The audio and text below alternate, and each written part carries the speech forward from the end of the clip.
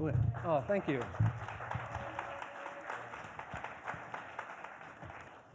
Well, good afternoon, poets. And welcome to our Central Library, this beautiful building. What a wonderful day to celebrate poets and poetry here in Southern California.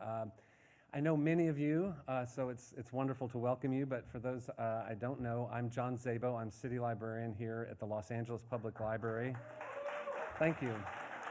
I've had the pleasure of serving in this role now for 10 years. This is my 10-month anniversary, so it seems like yesterday. Still feel like the new librarian on the block, but anyway, it is such a great institution, and while I welcome all of you to the library, you are part of the library family, so it's almost odd to say welcome to the library because you are part of the library family and this is your home, and so it's just absolutely wonderful to have you all here. Libraries are, of course, about access, we are about empowerment, we are about imagination, lifelong learning, and at the most fundamental level, I think libraries are about sharing stories and storytelling. And we do that in so many different ways through art and our collections, our public programming, and our libraries here in Los Angeles celebrate poetry in many ways. Our very strong and important poetry collections, the public programming for all ages that I mentioned, extensive online resources, children's activities, and teen events, and even the art and architecture of this building celebrates poets and poetry. And one of the ways that we celebrate today is through the Poet Laureate program and our partnership with the Los Angeles Department of Cultural Affairs. And as you may know, in February of 2021, Mayor Eric Garcetti appointed Lynn Thompson to serve a 2-year term. Yes.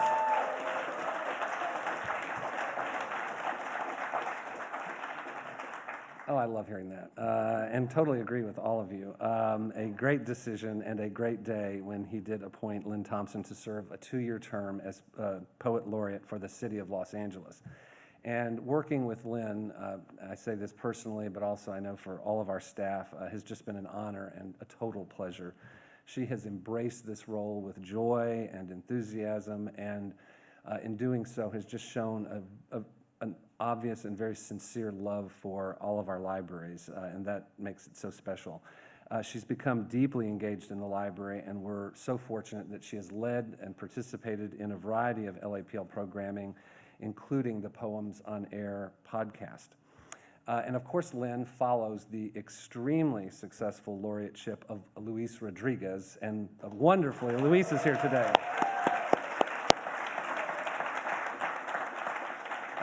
And I also, of course, want to acknowledge our other Poets Laureate, Eloise Klein-Healy and Robin Kloss-Lewis.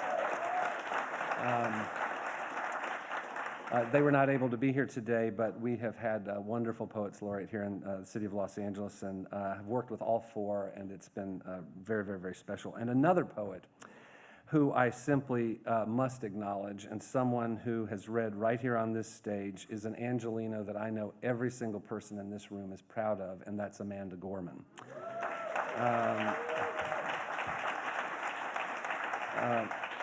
We all know her as the 2021 inaugural poet and our National Youth Poet Laureate, but many of us remember her as the LA Youth Poet Laureate, and she became LA Youth Poet Laureate where?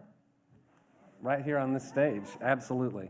And we also, everyone here at the Los Angeles Public Library also knows her as a tremendous supporter and dear friend of the Los Angeles Public Library. So although she is not here, let us all give a big shout out to Amanda Gorman.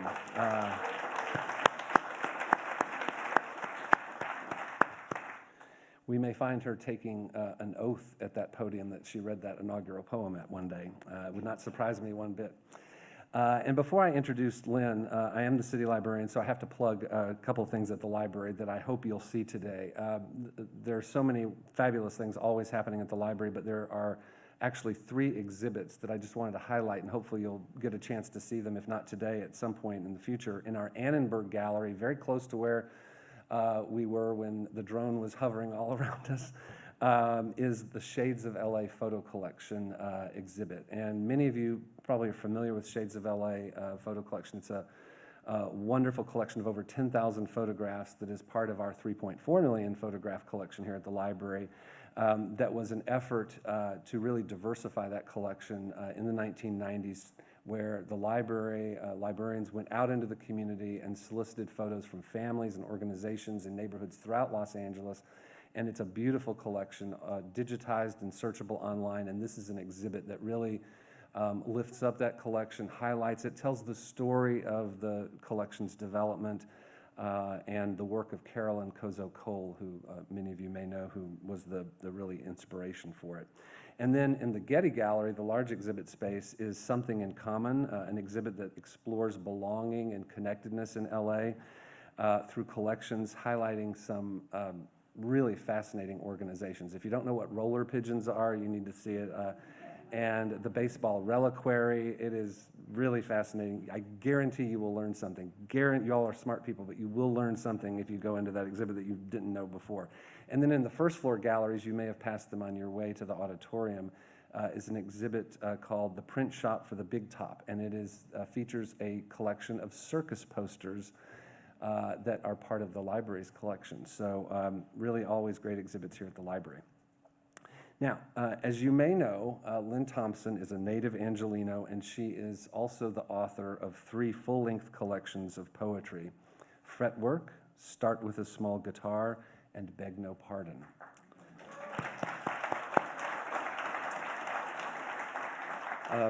Having received multiple fellowships, Lynn recently received a Poet Laureate Fellowship from the Academy of American Poets.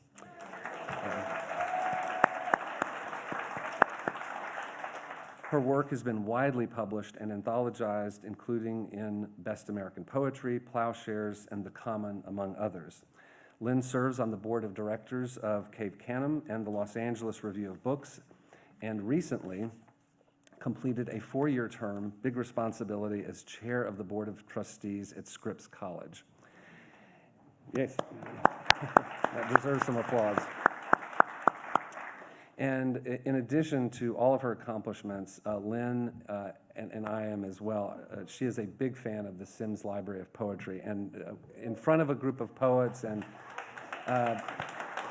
yes, and being a librarian, I just cannot stand at this poem without giving a shout out to the Sims Library of Poetry. And if you don't know about it, which I'm sure many of you do, it is the first Black-owned library of poetry and community space in California, and they have an upcoming anthology called Poems in Praise of Libraries, and of course I'm very fond of that, and so I want to plug that as well. But it is a really wonderful institution here in LA that I encourage you to explore.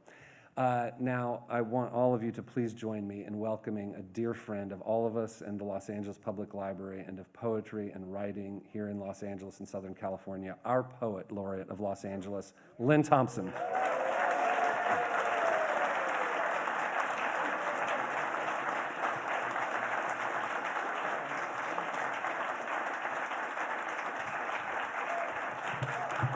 Thanks, everyone. I want to thank John so much for giving the Sims Library a shout out. Hiram couldn't be here today, but he sends his love and he's thinking of all of you, and so thank you very much for that. And for today in general, I want to thank the library. When Grant and I came up with this somewhat crazed idea, we brought it to the library and they immediately said, of course, we would love to do that. So to John and all of the library, but particularly to Madeline Pena, who couldn't be with us today, Ava Mitnick, Diane Olio-Posner, Brenda Bro, Monica Valencia, and Brooke Sheets, as well as all the library staff, everyone in the booth, everyone in the building who said, oh my God, the poets are coming. We're very grateful to you. It could not happen without you, and Grant and I are very grateful for this. We're grateful too for the water and the snacks and everything. That was a little unexpected last-minute perk, so please take advantage of it. We appreciate that. I have to thank my partner in crime, Grant Hier, sitting over there, my proper upper. Any superlatives that need yes, give him a round of applause. I'll give him a more decent bio in the second part of the program, but I do want to thank him for just really being brilliant throughout all of this process. But most of all, I want to thank all of the poets, the reading poets, the poets who aren't reading today, and those who are here because you love poetry. You're the ones that are making this a historic event. I'm glad I'll be able to say in some bio, oh yeah, I was part of this historic event. You are all the living proof of the best that beats language into submission, and this event really is a gift to all of you. Thank you too to everyone on the live stream. We can't see you, but we know that you're there, and by being here, you just prove that we are on the right track and doing the right thing. So those are my thanks to start us off, and let's jump into the poetry, which is why we're all here. And the first poet, of course, in my mind had to be Luis J. Rodriguez.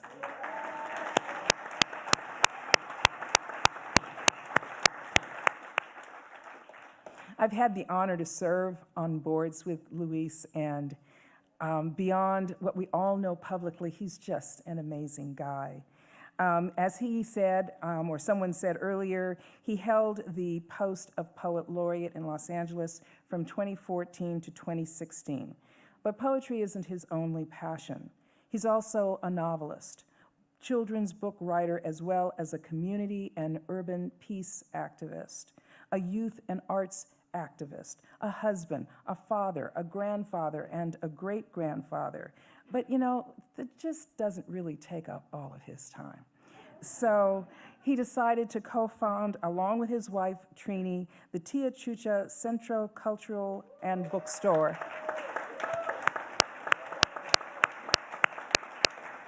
It's located in the San Fernando Valley. I was there last night along with Rick Lupert, who is sitting there in the front, and it is an amazing space. So I encourage you to find out about it and to go out there. It's a terrific bookstore. Luis also founded Tia Chucha Press, which has been in business for over 30 years. And coming out of kind of maybe a pandemic, we know how amazing that is. So that's a terrific achievement and another gift to our community. He's the author of more than 16 books across genres. He's received numerous awards and fellowships, and in 2022, he was given the California Arts Council Legacy Fellowship, as well as the LA Times Robert Kirsch Lifetime Achievement Award. I could not have a better role model for my own efforts as the city's Poet Laureate, and I'm just pleased to have the opportunity to thank him publicly. Please welcome Luis Rodriguez.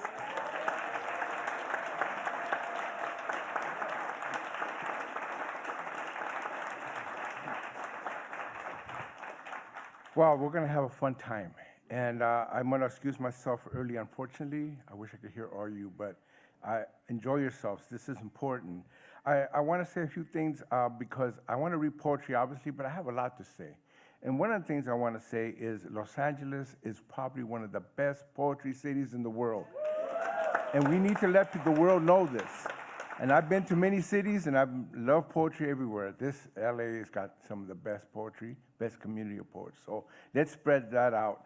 I want to start with a poem that it's probably my earliest poem that I ever put together. And I have to mention a person that kind of heard it and encouraged me. Wanda Coleman, the late Wanda Coleman, who I think is perpetually the Poet Laureate of Los Angeles. In the late 70s, I showed up to one of her little workshops. Yeah, I think it was at Beyond Baroque, and I had terrible poetry. I'm gonna just tell you, it was awful. I don't want to, it was bad. But Wanda saw something in it. And she does that. I think she can see the poetry that's becoming a blossom. And that's important for all of us, because I think everybody's a poet in one form or the other. But you can see when it begins to flower. You can see the seed that's being planted. She saw that, and she planted in me this idea that I could be a poet. And I have to thank her for that. She's been a good friend ever since, till she passed. And I'm going to read you the poem. When I was 2 years old, my family moved from the border of El Paso and Ciudad Juarez, Mexico. We actually lived in Ciudad Juarez, was born in El Paso. and I was 2 years old. We ended up in Watts. So Watts is my first community. I consider it the most important community because this is where I got to know LA. I was there till about 7 or 8, and I've lived all over LA.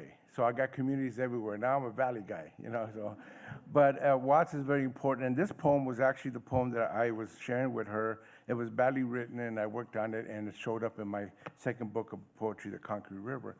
And this is late 70s when I put this together. It's been a long time. So I'm going to read it. It's called Watts Bleeds. Watts bleeds, leaving stained reminders on dusty sidewalks. Here where I strut alone as glass lies broken by my feet, and a blanket of darkness is slung across the wooden shacks of Nuestra Colonia. Watts bleeds, dripping from carcasses of dreams, where despair is old people sitting on torn patio sofas with empty eyes and children running down alleys with big sticks. Watts bleeds on vacant lots and burnt-out buildings, temples desolated by people's rage, where fear is a deep river, where hate is an overgrown weed. Watts bleeds even as we laugh, recall good times, drink and welcome daylight through the broken windshield of an old Impala. Here is Watts of my youth, where teachers threw me from classroom to classroom, not knowing where I could fit in, where I learned to fight or run, where I zigzagged down alleys, jumped over fences, and raced by graffiti on crumbling factory walls, where we played between the boxcars, bleeding from broken limbs and torn flesh, and where years later we shot up carga in the playground of our childhood. Watts bleeds as the shadow of the damned engulfs all the chinga of our lives. In the warmth of a summer night, gunshots echo their deadly song to the silence of fear, prelude to a heartbeat. Watts bleeds as I bled, getting laid off from work, standing by my baby's crib, touching his soft cheek and fingering his small hand as dreams shatter again, dreams of fathers for little men. Watts bleeds in the city hemorrhages, unable to stop the flow from the swollen and festering sore. Oh, bloom, you trampled flower, come alive as once you tried to do from the ashes. Watts, bleeding and angry, you will be free.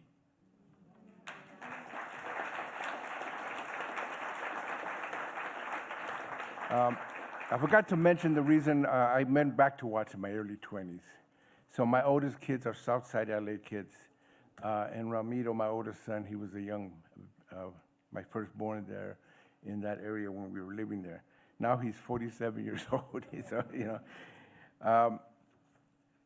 The beautiful thing about the public library, and John knows this story, a lot of people know this story, but I'll share it with you, is as you might know if you read my memoir, Always Running, I was a very troubled kid, and when I was 15 years old, I was homeless. I was homeless for 3 years as a youth. I was on heroin. I was walking these streets all over LA, East LA, wherever I could. I slept in everywhere I could. I had encampments in various parts of the LA River, San Gabriel River. I slept in abandoned cars. There used to be a lot of abandoned cars in those days. I don't know if you guys remember the abandoned buildings. I slept wherever I could. I never slept in the same place twice, and I never hanged with anybody. I didn't trust nobody. I hang with them during the day, but I didn't trust nobody. And this is just true, I used to have a .22 handgun, so I would mug tourists on Avera Street, Chinatown. I just mentioned all these things because I was a really lost boy, a man, a man-child, whatever it was. The one thing that saved me and the one beautiful thing was this library. And it gets me emotional because when you don't have a voice and you don't know that the world could actually be beautiful and wonderful and amazing because you think about the limitations that you're in, and the library opened up my imagination. And it was powerful. And I'd come here hours and read and read and read. And I didn't like going to school. I was a dropout. I didn't really get much out of school, but I got a lot of books. And you had to go to my house now because I got books everywhere, which my poor wife is driving my poor wife Trini crazy, but she hangs in there. Books saved my life, and I've Never thought that one of these days I would walk down all those shelves and see my books on those shelves now, as it is now. I tell that story because I think it's appropriate, because people give up on young people. And don't give up on any of them. I don't know how hard they can be. I don't know how hard they can drive your life. And I got saved by books, and I got saved by people who told me, people like Wanda and others. So I'm going to read you a poem where I actually first heard poetry. And I never got poetry in school. I only heard it when I was 18 years old. I had written some words because of the library. I started to write. And somebody, I have to mention her name. Her name was Isabel Thurber. She was an administrator at my old elementary school when I was living in the San Gabriel Valley. And she got my terribly typed poems, because I found an old typewriter in my dad's garage. He had threw it away. I picked it up. It was all messed up. I was typing like this. Had a ribbon that wasn't quite working, but I typed my first poems. She retyped everything on beautiful paper, you know, the onion paper, really, and gave it back to me. And I couldn't believe I had done this. I had to thank her, because why would she do this? It was so beautiful. And she actually helped submit it to a contest, and I won $250. And I was 18 years old. The sad thing was I was on heroin. I was in the street. But they actually took me to Berkeley for this award. I got in my first plane ride. I have to read you the poem. It's called Fevered Shapes. And the interesting thing about it, they took me to a poetry reading where the three, at the time, best performance poets were reading together. Jose Montoya, the Chicano godfather of poetry. David Henderson, the black performance poet at the time, one of the leading poets, and then Pedro Pietri, the Puerto Rican poet. Reading together, if you can imagine. I didn't know who these guys were, but this is what happened. I wallowed in a needle-spawned world, addicted to dope and the crazy life, and yet there I was in Berkeley for my first poetry reading. I was 18 with a bullet, as they say. Earlier, I had flown on a plane for the first time. Sure, I've survived half a dozen gun assaults, cops knocking me around, ODs, blades to my neck in jail cells, homelessness and dank streets and beatdowns and barrio brawls. But flying, that scared me to death. I sat there in a crowded cafe not knowing what to expect. Poetry? I never heard this before. Oh, I had written lines, vignettes, images, fears, thoughts. I didn't know they were poems. I had no idea what a poem was. First up on the mic was Jose Montoya with Chicano prayers of old pachucos and strained love and guitar solos and Indian hands and cornflower. Then David Henderson took the stage, gleaning black urban streets, racist stares, Black Panther fury, and Southern cooking. Finally, Pedro Pietri came up, Neo-Rican wordmeister, flashing at Radio's experiences with poems located in phone booths and real-life wisdoms that made us laugh and shake our heads. I had never heard words spoken this way. More music than talk, more fevered shapes than sentences, more Che and Malcolm than Shakespeare. These poems came for me, lassoed my throats, demanded my life savings, taking me for a sunset ride. These poems were graffiti scrawls along the alleys and trash-strewn tunnels of my body, the metaphoric methadone for the heroin hurling through my bloodstream, the lifeline I already had inside and didn't know. These poems were pool sticks, darkened gangways, a swirl of sunrise after the graveyard shift, a blood-black yelling behind torn curtains, a child shrieking, and nobody coming to help. These poems were shadowed, intense, startled doubt, sorrows without grief, the moon without sky, unknown melodies, the falling inside that happens when you push razor onto wrist. They came for me as I sank into my suicide while fidgeting in a chair, inching under the skin as I wondered why I even came. Jose, David, and Pedro, I was never the same after this. They came for me and I've never let go. They came for me and I've perspired poems ever since. They came for me and all my addictions, my sorry-ass lies, my falling masks, my pissed-off wives, neglected children, angry friends, and back-to-back failures could never, ever take them away.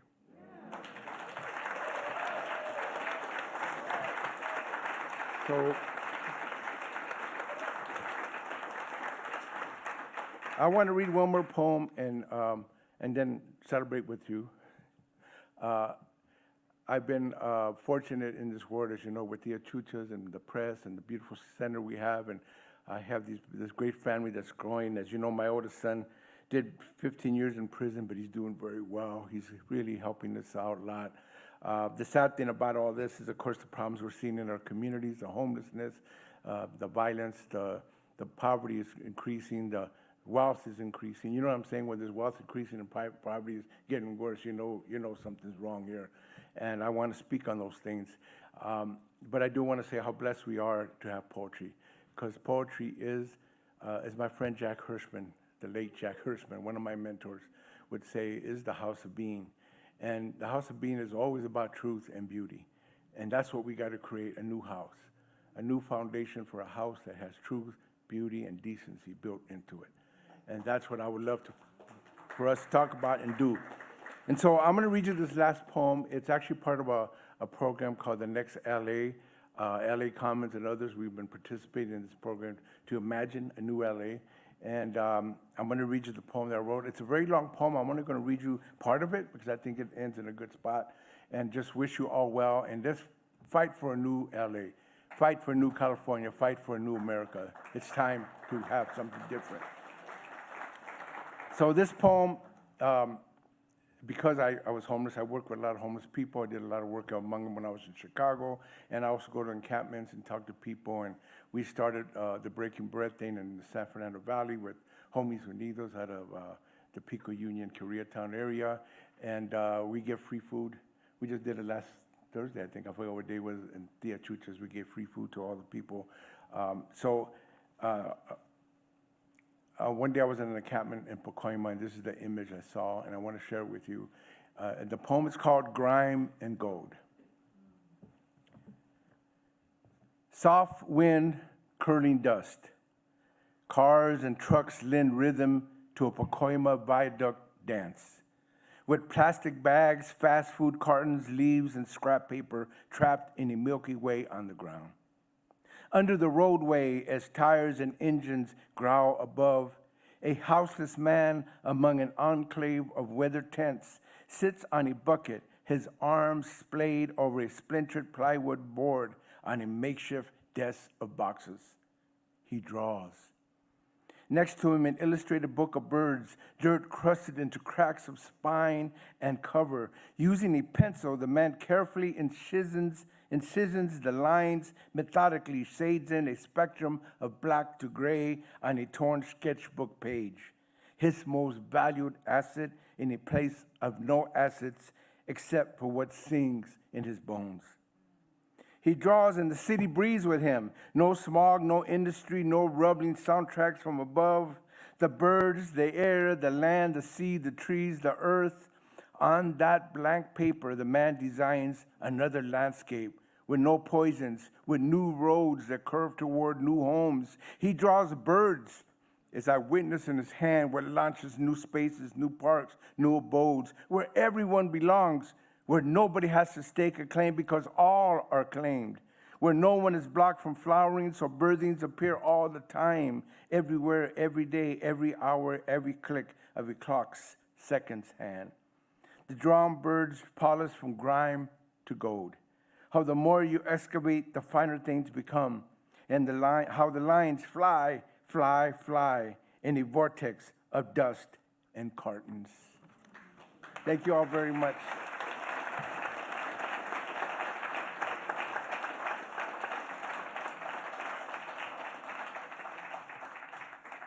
Okay, good way to start, right? I was told that any of you who get up here and get excited and start clapping that the sound doesn't sound good on YouTube. So, turn away if you have to clap or something like that. Is Dorothy Barisi in the house? I am not seeing her hand. So, we're going to ask Connie Williams to kick us off.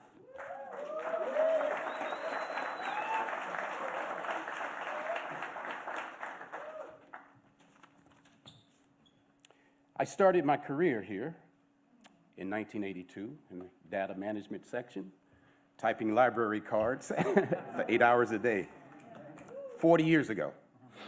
Closing my dad's savings account.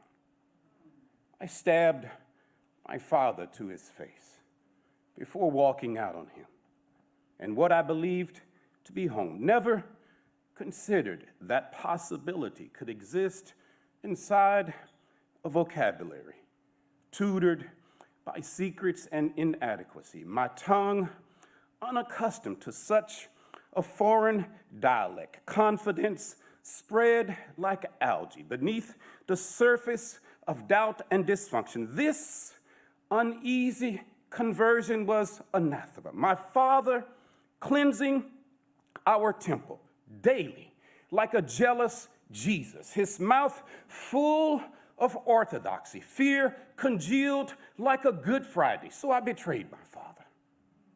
Not like Judas or Brutus, but just as Peter did the Lord. The night before his crucifixion, my impromptu dare sounded the same as denial. Surprised, held his face hostage, accusing my claim of absolute inside his eyes as though they were being nailed to a stake. His lips, bombed like disappointment, refused to tremble, but offered begrudged absolution, surrendering an 18-year reign like a rabid dog being put down. I spoke like Pentecost, cloven tongues sliced through air and resistance. And though I still wasn't the man I bartered with God regularly to transform me into, the possibility did exist inside an immature vocabulary that maybe I could be more than a Messiah.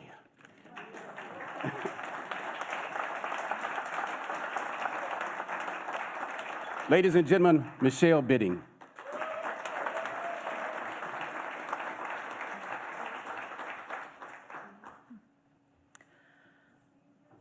For Phil.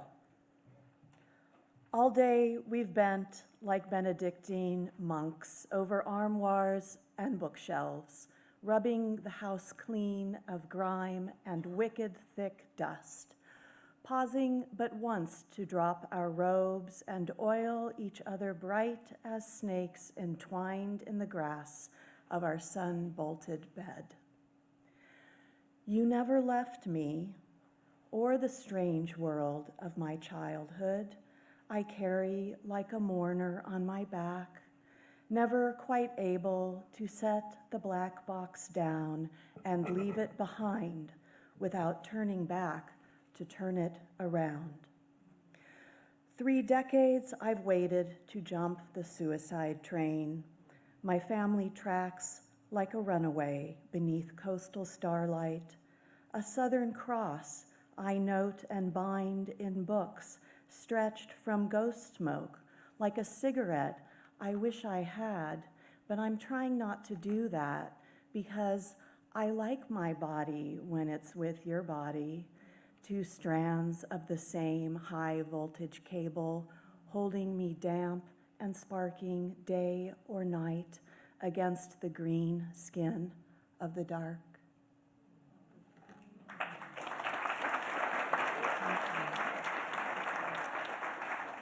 Janelle Pineda, you here? Vanilla Flag.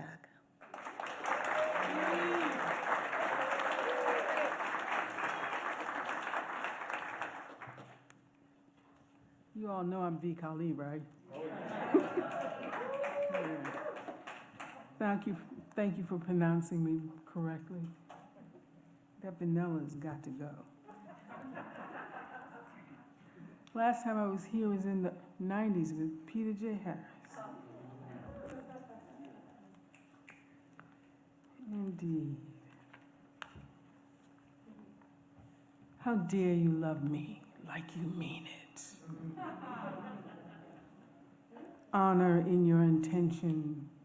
You bring laughter to my heart, and my cup runneth over and over again. Because of you, I live in a place where the scent of star lilies and white roses renegotiate air. Handle me like, baby, I'm for real. Okay, I know I asked Spirit for this. Just didn't know it would be here so soon. A bucket full of brothers got me flashing like railroad crossing. How dare you love me like God sent ya? Just 'cause he did. Told you things about me I ain't admitted to myself. Told yous so you could help me heal.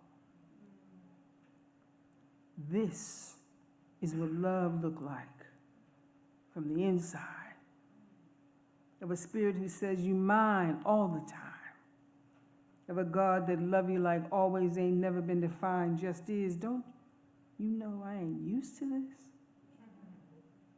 But when you open your heart, your eyes will follow and lead you to me every time. How dare you love me like I deserve it? Watch me.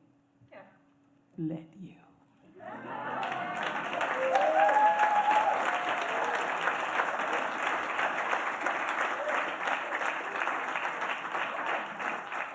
Ba-dum-bum. Stephen Rains.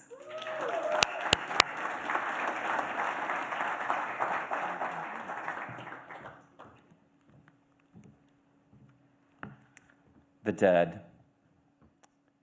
I read his obituary. Not only will he never breathe, eat, or sleep, he will never fuck. I remember the hot tub, his wandering hands, and I feel honored to have shared that with him. I've shared sex with so many who are now dead. Been there to give a moment of pleasure to a shortened life, knowing them in ways their mourning mothers couldn't have known, knowing their bodies not like the back of my hand or hometown, but as a quick destination I'd visit. I knew their bodies when they had pulses, when their heartbeats quickened and their chests heaved with the intensity of orgasm. To desire them now feels odd, as the very vessel I lusted for decomposes. And when one of our sexual scenes flashes through my mind during masturbation, I appease my guilt, remind myself that this is a way I knew them, an ex-lover's way of honoring the dead and honoring the places I touched that cannot be touched again.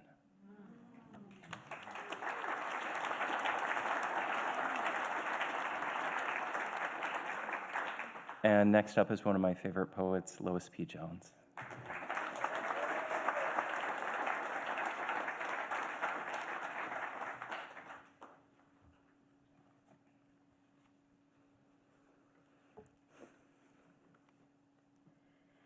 Big Sur redwoods by full moon, shifting voices of the trees, October 2020.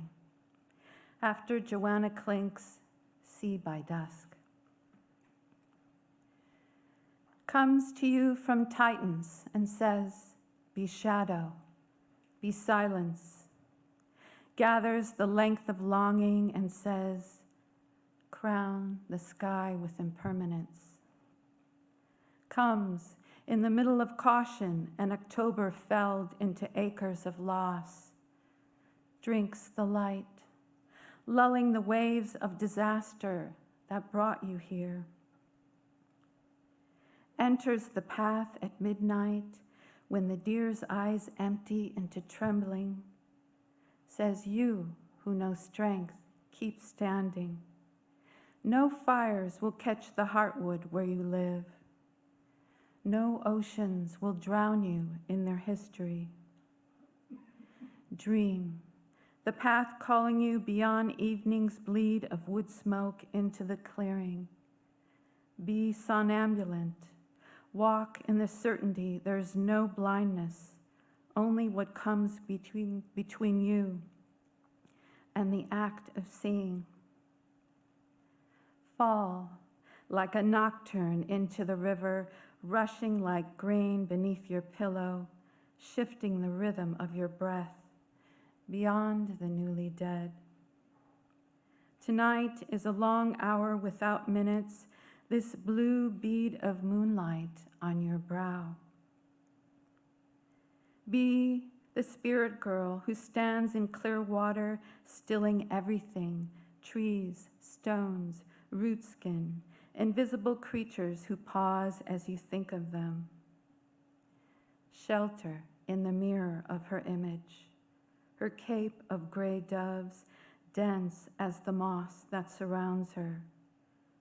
Be stunned as the shaft of light on her face. Move like a hymn in the hidden worlds. Be here, only here. Thank you. And next, Briana Munoz.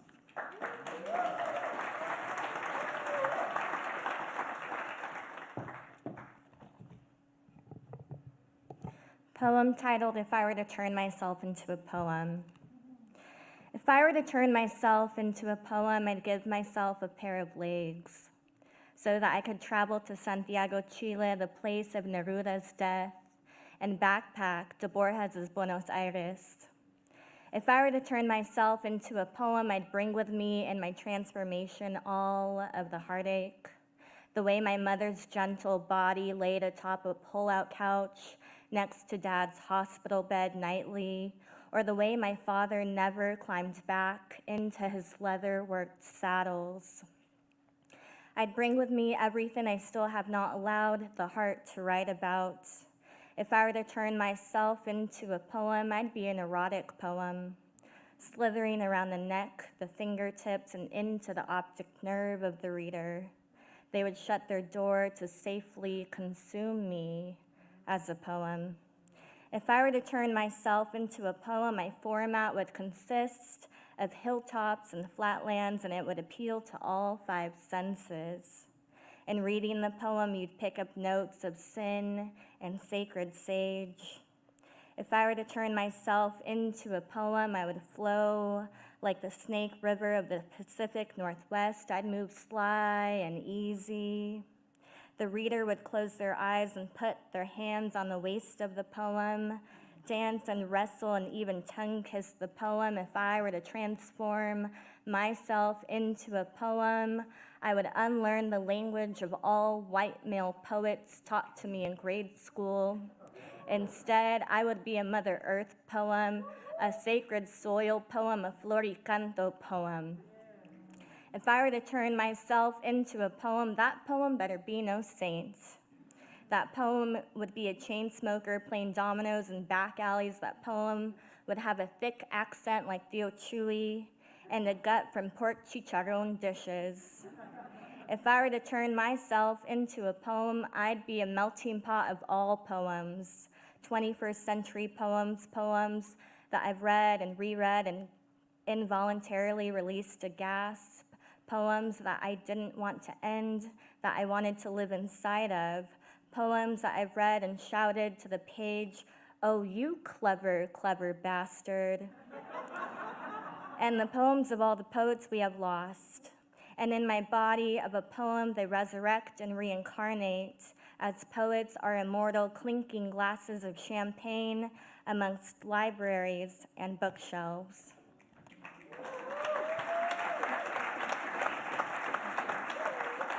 Amy Shimshan Santo.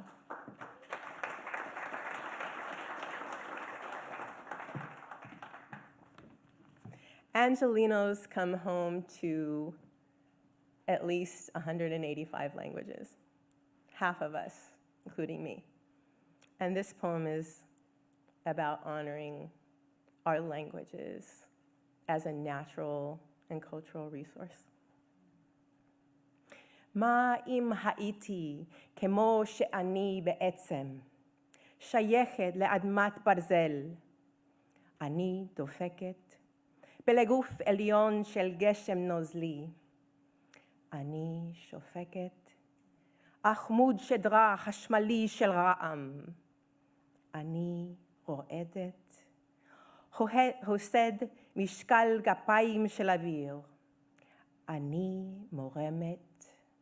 מה אם הייתי בדיוק כמו שאני? Y si yo fuera exactamente como soy. Pertenezco a la tierra de hierro. Yo vibro. Torso líquido de lluvia. Me derramo. Eléctrica columna vertebral de trueno. Yo tiemblo. Extremidades ligeras de aire. Me elevo. Y si yo fuera precisamente quien soy. What if I were as I actually am? Belonging to the iron earth, I pulse. Fluid torso of rain, I pour. Electric spine of thunder, I tremble.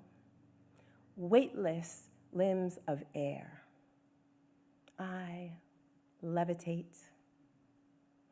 What if I were exactly as I am?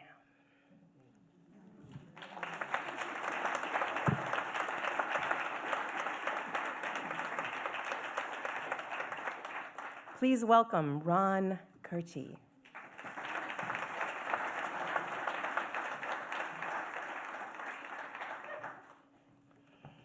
A few months ago, a niece of mine who was reading all of the Nancy Drew books asked me if I knew more about Nancy than she did.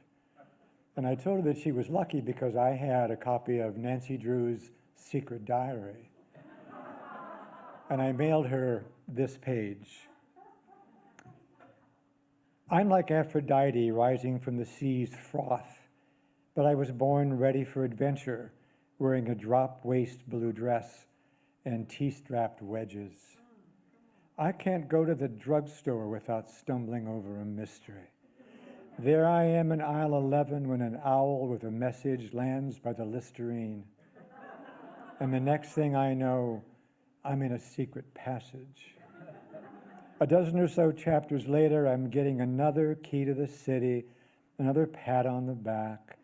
Kudos from my friends Bess and George, who watched me solve the mystery of the nude narcissist. I know it's rude to say ho hum, but if I can't tell you, dear diary, who can I tell? I have a boyfriend, Ned Nickerson, but no time to fall in love, given all the hollow oaks, scarlet slippers, haunted windmills, and forgotten cities clamoring for my attention. I don't mind being busy, but only you, dearest diary, know how lonely I am, how hollow my easy success and fame, how long the nights, a moon's white light revealing yet another body by the gazebo.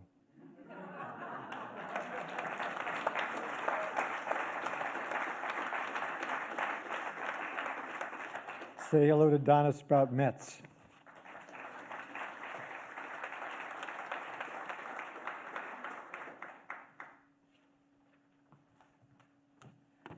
Wow, it's an honor to be here, Lynn. Thank you. So I'm going to read a short poem out of a series of poems that was written for a friend of ours who didn't quite make it through the pandemic. And as my poetry group said to me recently, Donna, you're writing another grief poem? I give you a grief poem. Sarah returns to me as a 100% organic cotton round. You once asked if I needed them. I didn't think I did. But you, in that way of yours, being so unsure of the needs of love or friendship or even a conversation, yet confident in your knowledge of the objects that people needed, comfort by vegetable, by rice, by small porcelain bowls of great simplicity and thus great beauty, by mobile phone stands.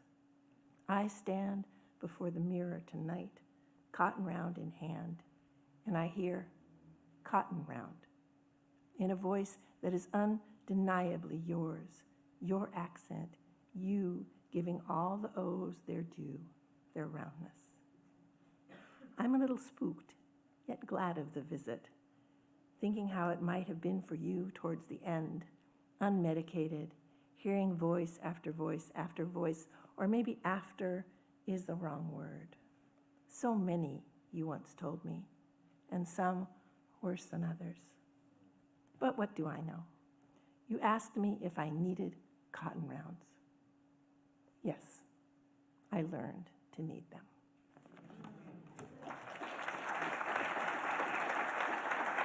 Thank you. Thank you. And now, Chloe Martinez. Yes.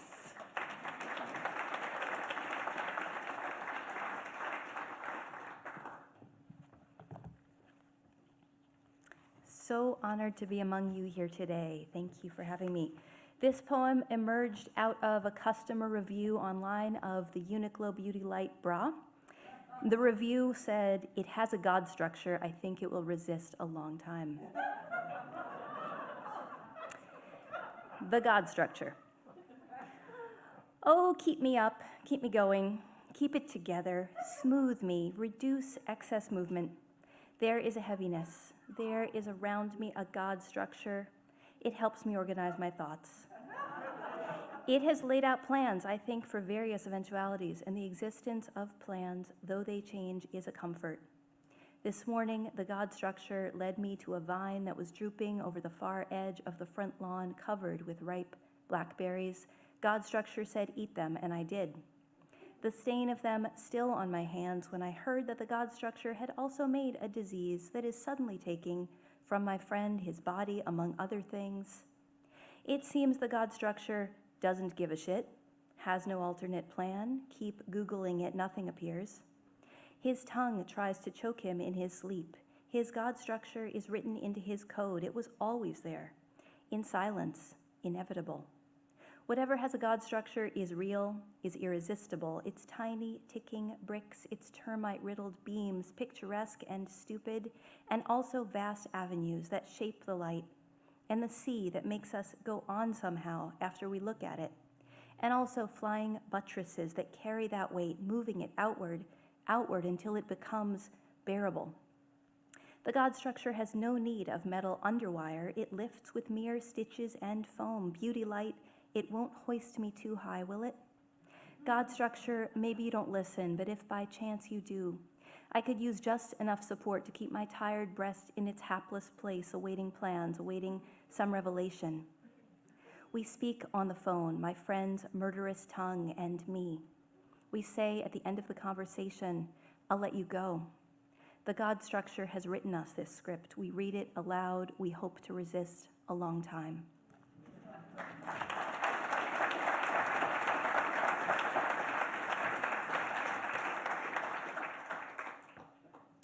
Corinne Topal.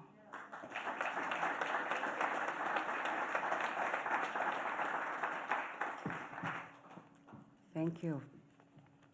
Rising waters. Invisible, indivisible spirit, how is it you come so near? HD. Maker of the tender lamb, of the nuns you marry in the courthouse of heaven.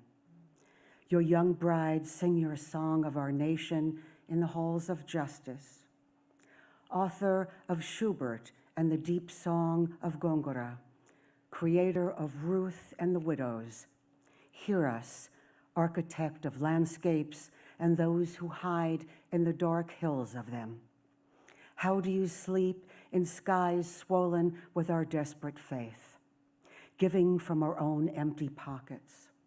Are you not our Father, engineer of the windswept in the wilderness, Lord of the tall men in winter coats, setting fires, starting ovens, a record written on their bodies, of the gathering migrants who lean into these fields where they're swaddled, small as a husk of corn, burn. Consider the things which dim and die in your grace. gravity fleshing out those who linger too long in the country of your godliness, in the dark garden of mausoleums? What of the men and their boys who scale walls and jump when the fog lifts? Carry them back, the jittery, the faint, the fray-hemmed and flat-eyed. Lift them from hunger. Those who desire kingdom come, they filled with promise and worth.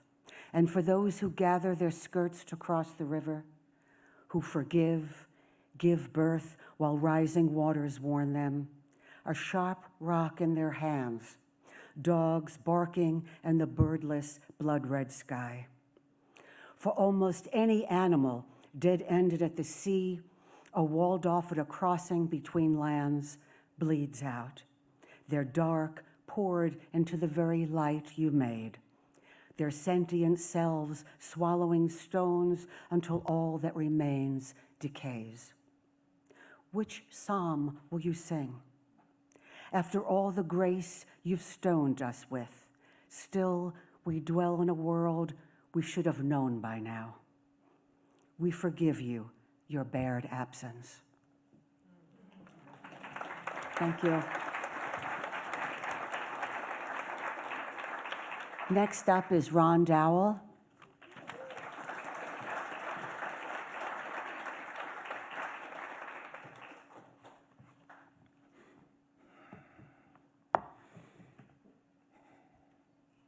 The Devil's Playthings. My first was far different than my last job, 2 hints. The house chores in the shoebox housing authority bedroom shared with Richard, my younger brother, making my double bed, sweeping winter cold, dookie brown asbestos tile. After school, I laid aside the latchkey to wash breakfast dishes before my parents sweated home, their indentured hands having assembled toys and swept boxcars.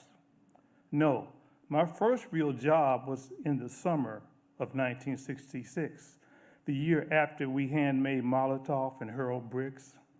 Frustration's handiwork, Watts' hot uprising. I was 15, and the 6 a.m. newspapers thrown from the rail on Ralph McNeil's bicycle as he huffed and for which we made pennies paled when compared to that first real job in the summer 1966. In 1966, after the riot, rebellion, I started my first job as crew member. Handsome boys, strong backs, clearing overvegetated, long neglected lots. My platoon toiled in rhythm, hands wedded to double-blade weed cutters, shovels, and hoes in the same order at the same tempo. Busy hands rose and fell simultaneously. Sweat flowed like rivers. Calloused hands, bandaged blisters. We stink on my first real job that summer, 1966. Control a boy's hand and you control his body. Miss Ann knitted handcuffs for idle hands that summer.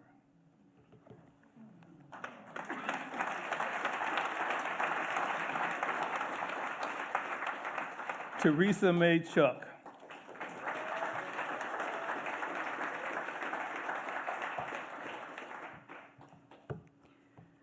I was born in Saigon, Vietnam, a boat refugee at the age of 2, and grew up on unceded Tongva territory. Guan on a dragon. Mother shows me a lacquered painting on a plaque of Guan Bodhisattva of compassion, riding a dragon. It is misty around the Bodhisattva and the dragon. The picture looks so real, almost like a photo.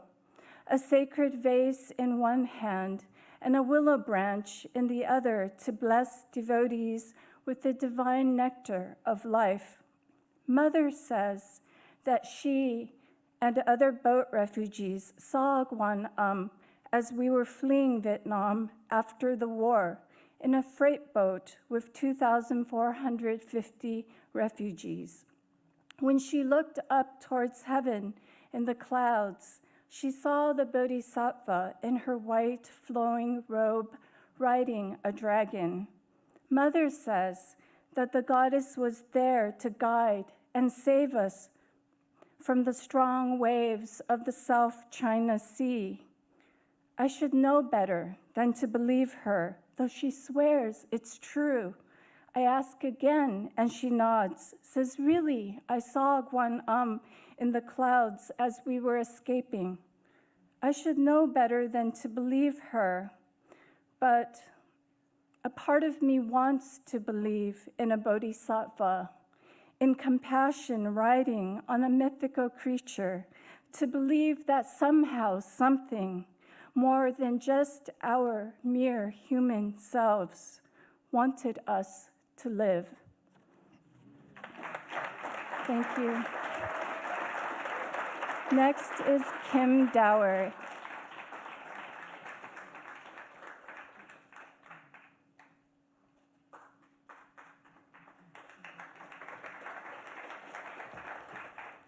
Hi, everyone.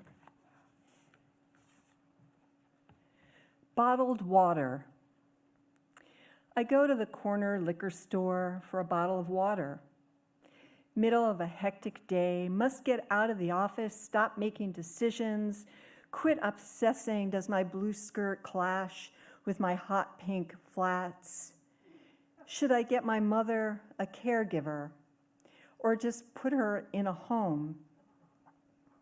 And I pull open the glass refrigerator door, am confronted by brands, Arrowhead, Glitter Geyser, Deer Park, Spring, Summer, Winter Water, and clearly the bosses of bottled water, Real Water, and Smart Water.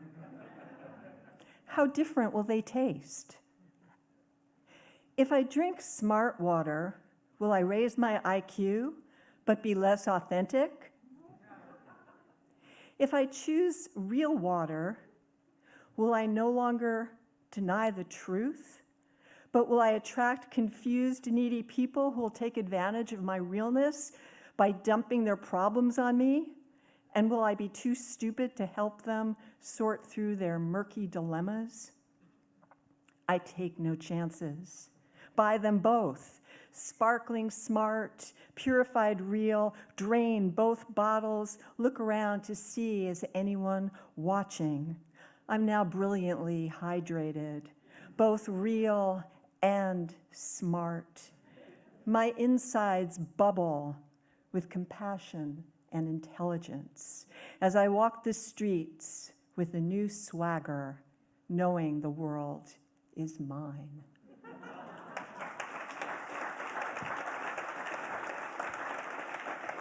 Thank you. I have the great pleasure of introducing Suzanne Lummis.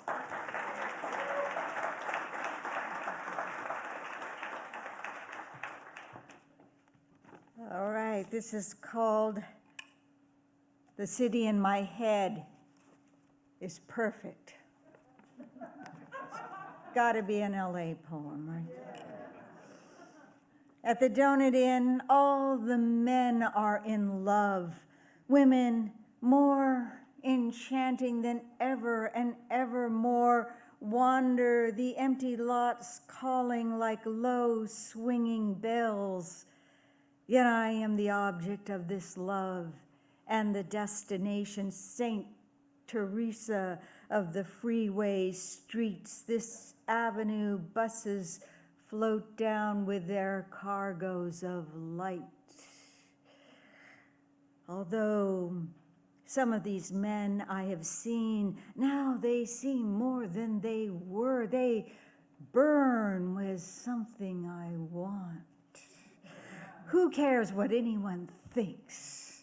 The roar of traffic dispels its blessing everywhere. Wave over wave, like this, yes, almost like this, almost like the sea.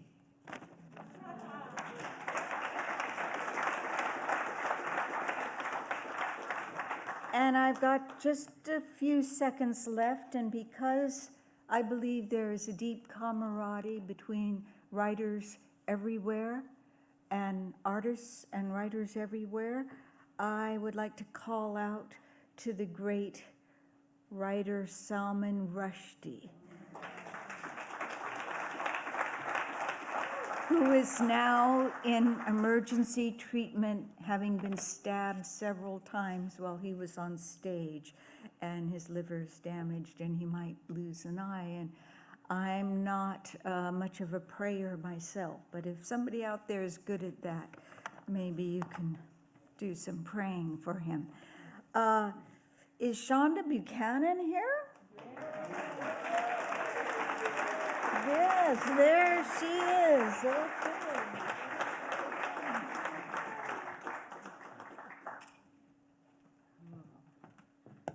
Shout out to the world stage in the house. When I first came to Los Angeles, that's the place where I cut my teeth as a writer. I got beat up as a writer. Shout out to Beyond Baroque. I'm the chair, president of the board. That's exciting. So I'm honoring our ancestors. Someone said something about another grief poem, and I like to call these kinds of poems celebration poems, because we honor, those people who have crossed. And also, I'm going to introduce it with a song that I learned in a lodge, in a sweat lodge. Very brief. I know my time is short. And then I'll go into a poem about my cousin Cliff, who was one of the men who experienced relations with patient zero in the 1980s.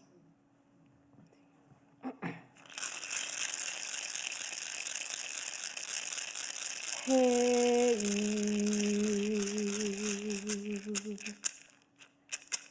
hey,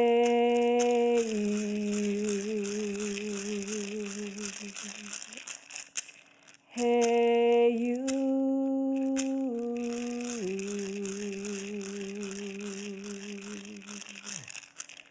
Hey, you. Hey, you. Hey, you. Clifford Henry Stafford was the first to leave Kalamazoo's country backwoods roads. Taking the first black Indian dream dust our grandfather kept in a cool shaft of his double-barrel shotgun above his bed. Cliff, the eldest son of the eldest aunt in the family, loved to cook, had a wide, tender, girly smile, that good Indian hair, could do the bump, the rock, and loved to play with the girls. When Cliff landed in Hollywood, his springy afro stood 10 feet high, lofty enough to brush the tops of Santa Monica palm trees, and for God to say, man, you gotta pat that down. He was, my mama said, a good baby. And when he showed up as an extra on Good Times, donning a tie-dye t-shirt with a 70s psychedelic spiral circle, his baby doll smile, his full Wolf Lake water eyes, his dust fell from his sleeves when he slapped JJ5. His toffee hues radiated from the screen when he smiled that Stafford smile. And back home, everybody crowded around the TV, and we slapped each other 5. Ooh, that's Cliff.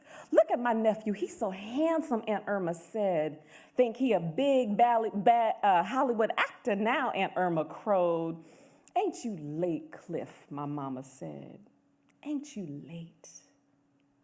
Cliff was the first one in our family to openly love a gay man. The first to love a man who said after he'd been in Hollywood only 7 years, well, I got AIDS and you got it now too.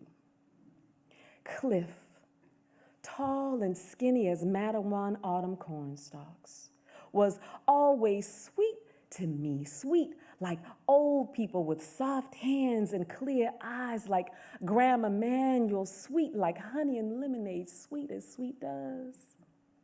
Never leered like other cousins or uncles who pretended to hug you, but instead felt the young girl up in all the wrong places. Cliff looked at me as if he saw something special in my eyes, something real in my eyes and popping out of my scraggly plaits because he had them too. I was 18 when I moved to Los Angeles. And within the first week, he called. I jumped on the phone, puppy screams, Cliff, hey cousin, where you at? When can I visit you? Staticky background traced his words. Sunset Boulevard and Gower Grit, he coughed slightly. Don't know, baby girl, I'm working on some things. I'm working so much acting and stuff, but I'll let you know. Weeks passed, months. Los Angeles whirled like a carousel in front of my country backwoods eyes. Fractured silver stars in a black water sky, celebrities, Chinese man theater, an ocean so blue it switchbladed your eyes open like a wound. Cliff had seen it all already. And when he was younger, there were rumors that a grandfather, not ours, turned Cliff gay. But we never talked about that. Cliff was a cousin. Gay wasn't a cousin. Cliff was a son and a nephew. Gay was not a son or a nephew. The second time he called me, breathing hard and raspy, he hat-coughed his way through a sentence and abruptly hung up. Mama called me a week later. And from that hospital bed, Cliff smiled that Stafford smile. Eyes sad and sorry for dying on me, his little cousin, for not taking me to Magic Mountain. He pressed his hand into mine, hungry for warmth or taste, to feel something again, but his muscles leaked from his body. He was as translucent as a god, picked so clean I could almost see through this bone soup of a man, slipping from the sterile white sheets. And I wished I wasn't the one to tell people back home what had happened. Poetry. This story of how a Black Indian boy dies alone in his body, in a too loud family, in a cold hospital room across the country, dreamless, dustless, with his younger cousin looking on. Thank you. I'm such a leaky poet. Jerry Garcia.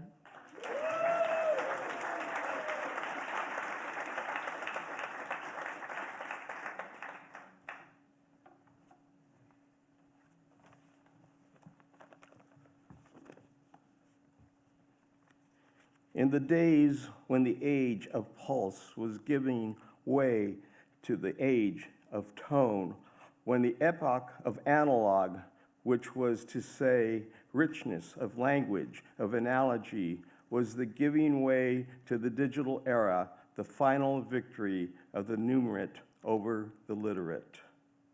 Those are the words of Salman Rushdie from his book, Fury.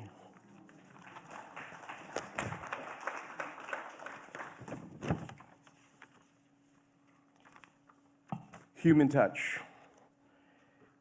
Headlights followed me like a jet squadron in formation, 4 lanes, 8 lights, blurry from exhaustion, my eyes reverting from rear view to red glowing dots ahead when darkness came down like a curtain drawn, no lampposts, no cars, no reflections, completely opaque, like Sister Margaret Mary's story about the world's end. I became weightless, a sprite in ocean air. My vehicle no longer carried me. I became awash in crashing waves. The sea was black with white caps. Was it moonlight or a patrolman's flashlight? I might have been floating. I might have been flying. You found me in a hospital after days, you said. I might have been in outer space attempting inventory of countless stars, or I may have been at the bottom of the briny deep. You didn't have a clue where I had gone, but fed the dog and tended to the roses while waiting. You could be holding my hand right now, or I might be attached to a comet hurtling through the galaxy long before the earth had water and human touch came to be.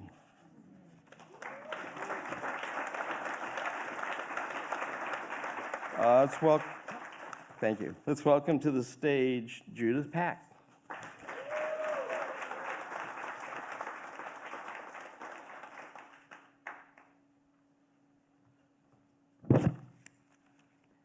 Thank you, Jerry.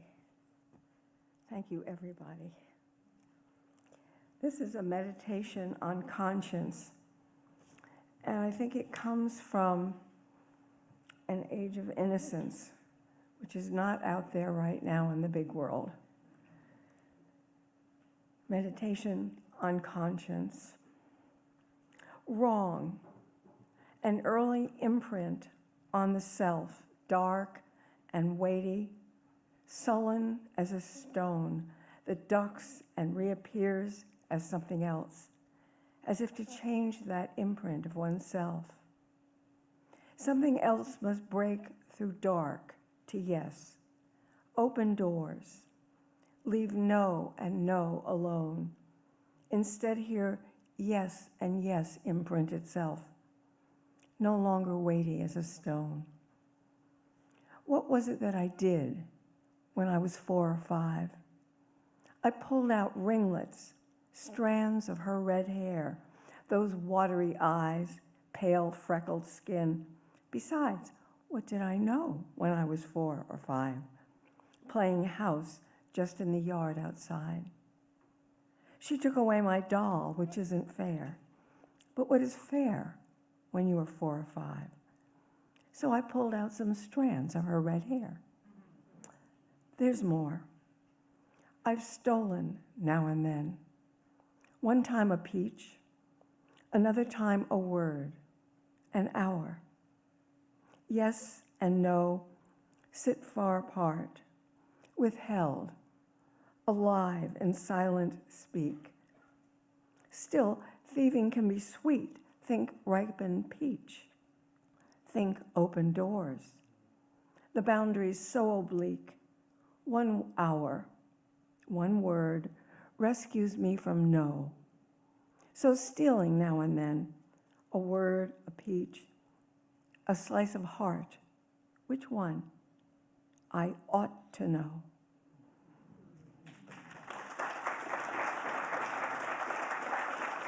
And let's welcome Angelina Sense.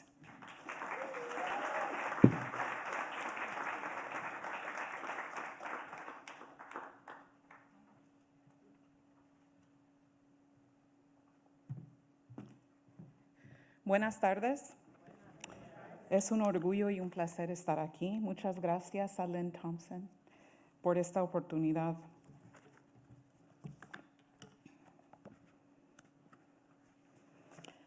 I come from a place where all we knew was to be ghetto fabulous and together.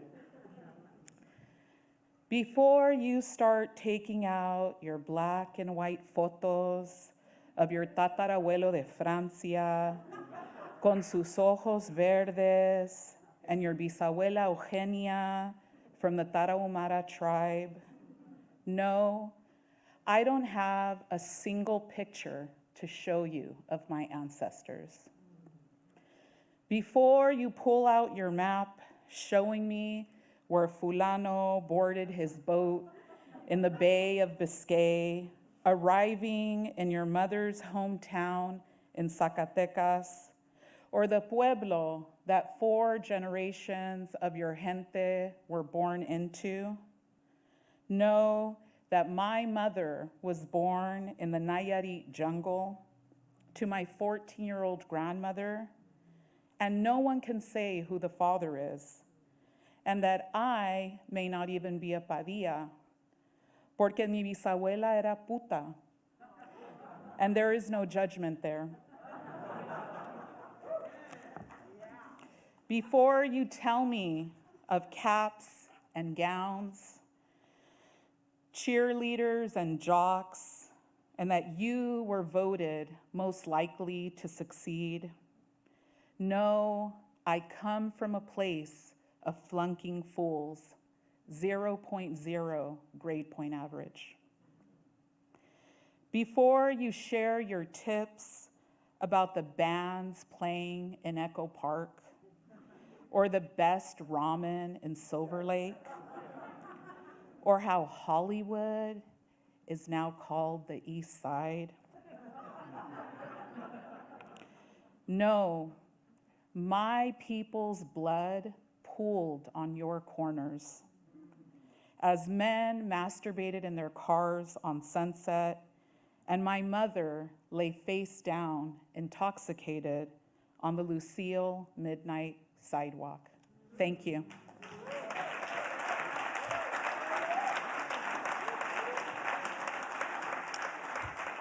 Please welcome Rick Lupert.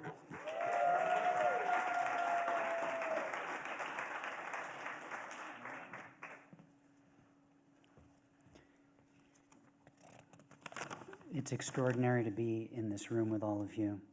Thank you, Lynn Thompson, for making this happen. Thank you, City of Los Angeles, for selecting Lynn Thompson to make this happen.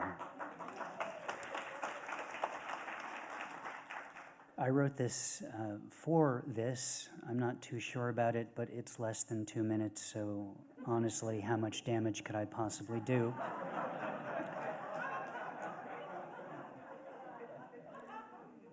When they told all the LA poets to come down to the library to take a picture, we asked if it was going to be inside this time. The last time we gathered for a photo, it was outside, and half a dozen of us dissipated into the sunlight. When they told all the LA poets to come down to the library, they mentioned we'd only have 2 minutes each. I went to the dictionary and panicked. I started crossing out words until all I was left with was an alphabetical list of prepositions, and frankly, that wasn't going to work as a poem.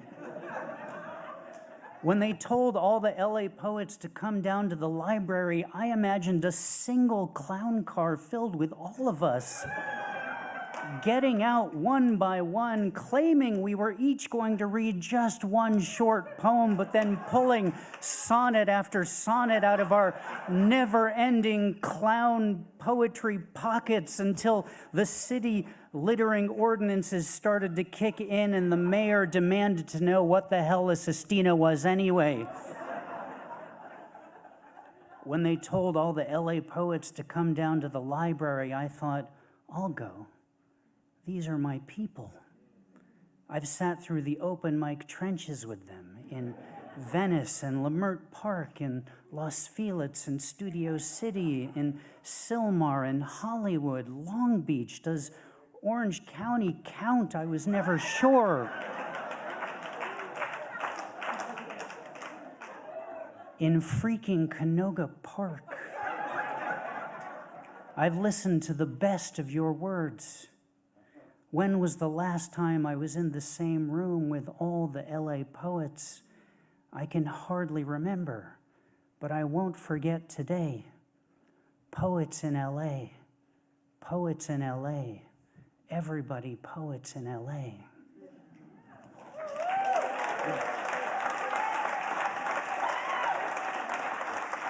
Thank you. Please welcome A.K. Tony.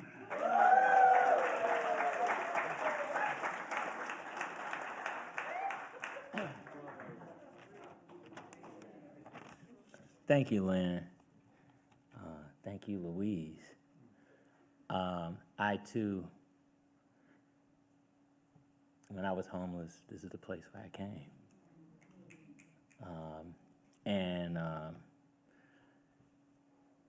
We're right next to Fifth Street. So I'm going to get into this piece. It's called People Spells the Blessings. for Fifth Street Dicks, for the world stage, for the Ark. People, they come and they go. People are more than you know. People, they come and they go. Some are less than the flow. Rise, Richard, be thy name. Thou village come. Heartbeat of the spirit from another otherworld experience. Sound of eternal ether exponentializing vibes from cups of black liquid. It browns our skin and clothes, reminding where we come from. We are the forever of jazz, hip-hop, blues, soul, and rhythm from asphalt rolling grocery cart. Only the things from the universe are what you need. Ancestors, we call upon your power for our seeds. Billy Higgins, high hell rhythm hits, struck a note from a stick that vibrated a cause for young people. He who made world of music every stage, everywhere, corners that echoed the call, branch of tree wrapped on skin, offspring from a never fall. Stand tall upon the peel of bark, tapping for y'all. Smiles of people spells to blessings on all. Horace Tapscott, the piano dots of architecture. When the choirs want to sing messages underneath overstood, as we speak, what you see is beauty from phantom view. Spiritually, we are traveling church, and every temple is the music for all people's orchestra of promises from that persistence. People spells to blessings. People spells to blessings. People spells to blessings. People, they come and they go. People are more than you know. People, they come and they go. Some are less than the flow. For Richard Fulton, for Billy Higgins, for Horace Tapscott.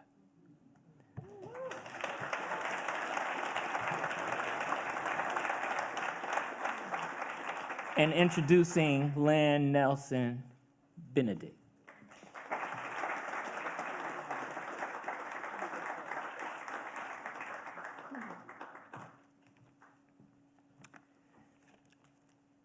Musings of an OK Poet of the 21st Century. A poem in 15 quick parts, ending with a phrase by Wallace Stevens. 1. Lady and the Tramp introduced me to love. My love is 3 weeks older, 4 inches taller.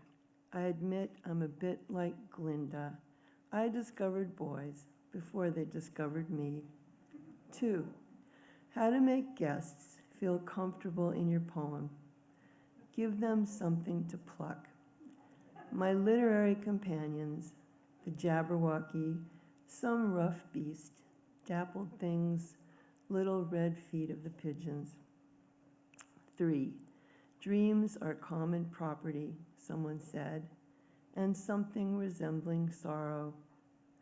One friend sends me peacocks, another butterflies, and here is my pantheon of old boyfriends, gods all. See how the scars define me. 4. Stars can't be all bad, nor flowers, trees, birds, and bees. 5. Turn on the radio and never turn it off. Listen with eyes that hear, hands that breathe, taste that deciphers smell. 6. Meanwhile, another rattlesnake dream, empty and holy, and an experience which shall remain nameless. To the poet in me, hereinafter called the artist, what shall I write about today? Culinary banquet, prurient debauch, pastoral tableau, nautical voyage, surefire tearjerker, unfettered joy? 7. Moon day through Aphrodite day. Coax the inchoate from its cloak of invisibility. Did someone else say this or did I? 8. Fall poem. Fall in line, fall of man, fall asleep, fall in love. 9. Be free, be strong, be beautiful. Buzzwords on FM 98.1. 10. Eros and Thanatos. 11.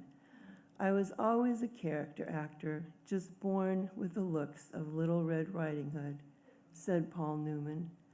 I had a brush with greatness as a waitress at Viva Zapata in Westport, Connecticut, when I showed Paul Newman the way to the men's room. The sky was cornflower blue and cloudless like his eyes, no hint of artifice.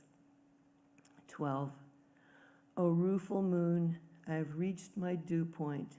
Japanese scientists have created a mutant mouse that does not fear cats, but can they make a man with no enemies? There's always the endearing curve of the duck's head in profile, the duck's back, his sense of comedy, the dog keeping time with its tongue and tail, and a 1,500-year-old Byzantine church with a well-preserved mosaic floor and images of lions, foxes, fish, and peacock. 13. Does it hurt when the leaves begin to turn? 14. Notes for a poem with sparrows. Light, plight, bright, height, might, flight. 15. To be continued. The blackbirds whistling, or just after. And now may I present to you Bridget Bianca.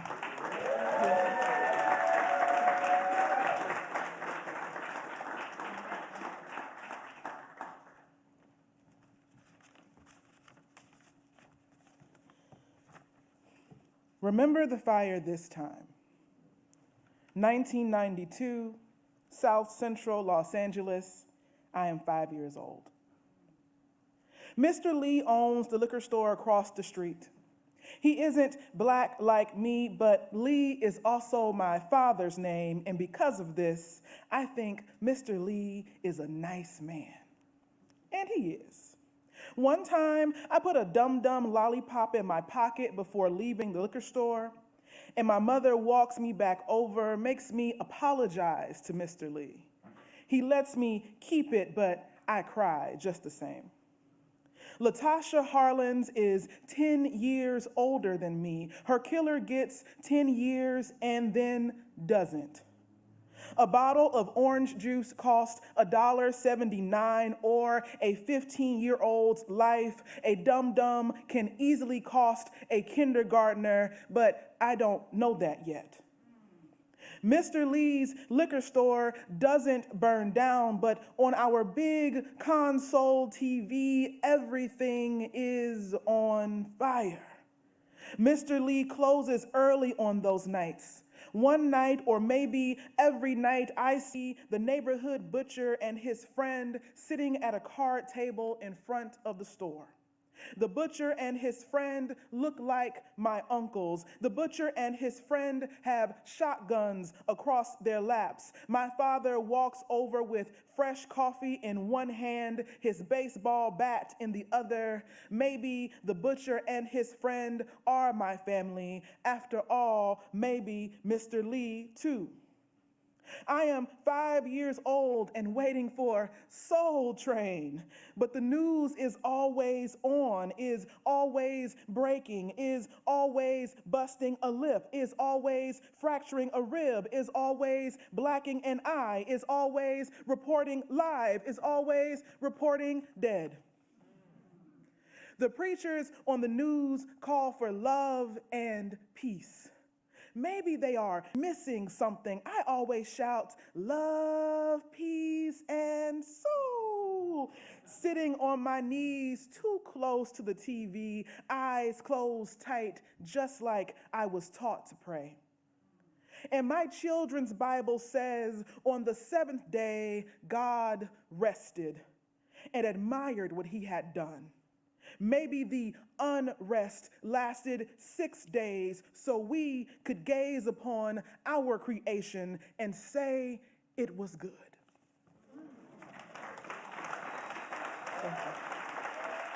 Thank you. Up next, Donnie Jackson.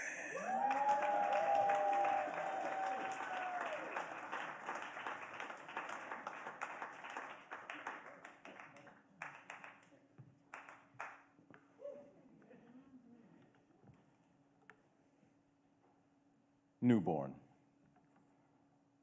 Wet and salt and clay, she doesn't even remember she was once, is the scent he dreams on her chest.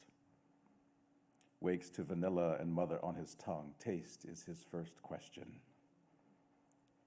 Her smallest finger teases his hand into a grasp. She hopes the memory of this lays church chords in his blood. She teardrops out of herself, leaving no trace but moon to whisper to her small earth. What I call you in this now, in this God of us, is your only name. Think of the gray above you as a blacksmith, your smile, bent sun, and thunder means a gift is being shaped for you. For months her sleep was awake, too many stories in her carry low. Surely, boy, they say, forbid the doctor to say, surely, let mystery be short peace. I didn't want you to catch my afraid in a place where you couldn't run. And he is still not afraid, because her heat is an echo of where he first lived.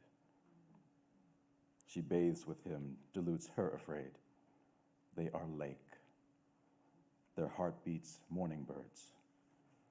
They share ripened tales in their exhale. She stands, listening to how they rain shower when they do not move. Dances them to the mirror. Her voice is barefoot in tigress mud. This is what a prayer looks like. She cellos when he nurses. She tucks him into her kiss, hollows out the night of its frightened men who could be weapons. Lets the dark be as heron bones. At last, a sleepy sleep. A soaring quarter rest far above the aboves. Its shadow made of wool, scrolled upon the two of them like covenant. Each one the other's amen. Thank you. Please welcome Peggy Dobrier.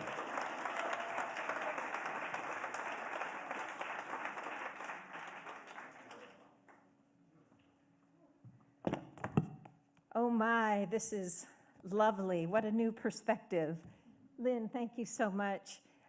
This is a poem about a seed that sprouts before it leaves the vine, and it's titled Vivipary.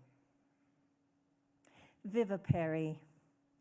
Let me introduce you to my pregnant singularity. Here is misinformation, misrepresentation, misunderstanding, and her predecessor misunderstood. Welcome the blind who lead the branded. Shimmy your hinges and let yourself be undone. Inertia, it turns out, abuts action.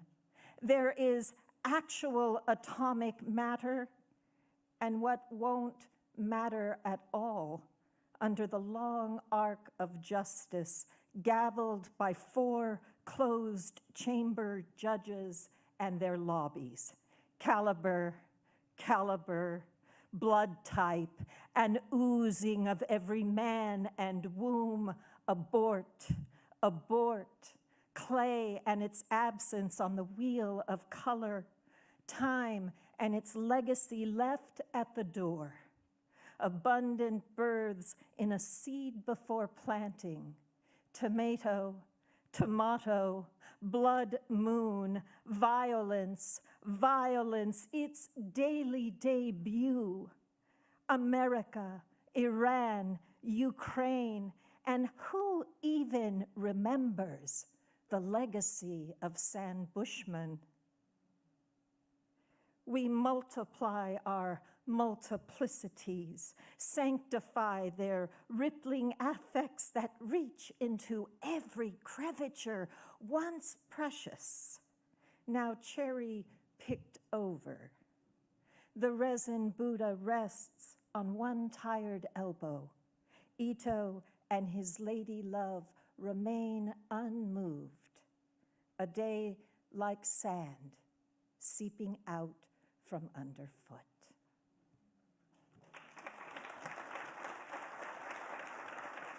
Thank you. And now it's my pleasure to introduce Dare Williams.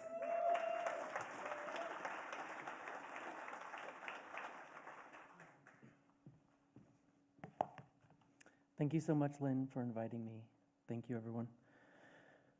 This is a poem called Covet. Walking up 7th Avenue, there is so much plastic, I hardly know what to do. I am this kind of animal. I want to sink my teeth into all that is yours. I tell my friend, I feel so lost in the everyday. It's the losing that makes me a terror. I will rip through a life without looking back. I will take it all away and change clothes mid-sentence. In New York, a boy dines alone, eyes like a doe. I sit across from him because he holds what I want. He smells like my childhood, so I inhale him. No matter what I do, I will never get my father back.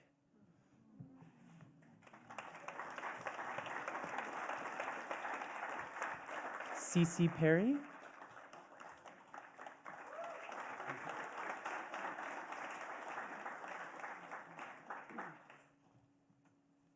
Hi.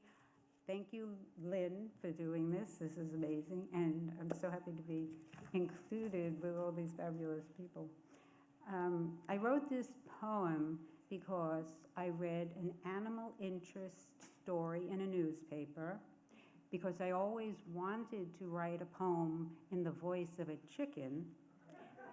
And I was reading a lot of William Carlos Williams at the time. It's called The White Chicken Gives a First-Hand Account. I loved the red wheelbarrow rusting by the barn, my sturdy nesting place, my refuge, the night raccoons laid waste the coop, killed all the laying hens but me. Farmer buried them in the far yard, and Laszlo, the brown dog, dug them back up, nuzzled each gray bundle against the long hen house, and there, all morning, stood guard, Laszlo, brother of my heart. Thank you. And up to the mic, Peter Harris.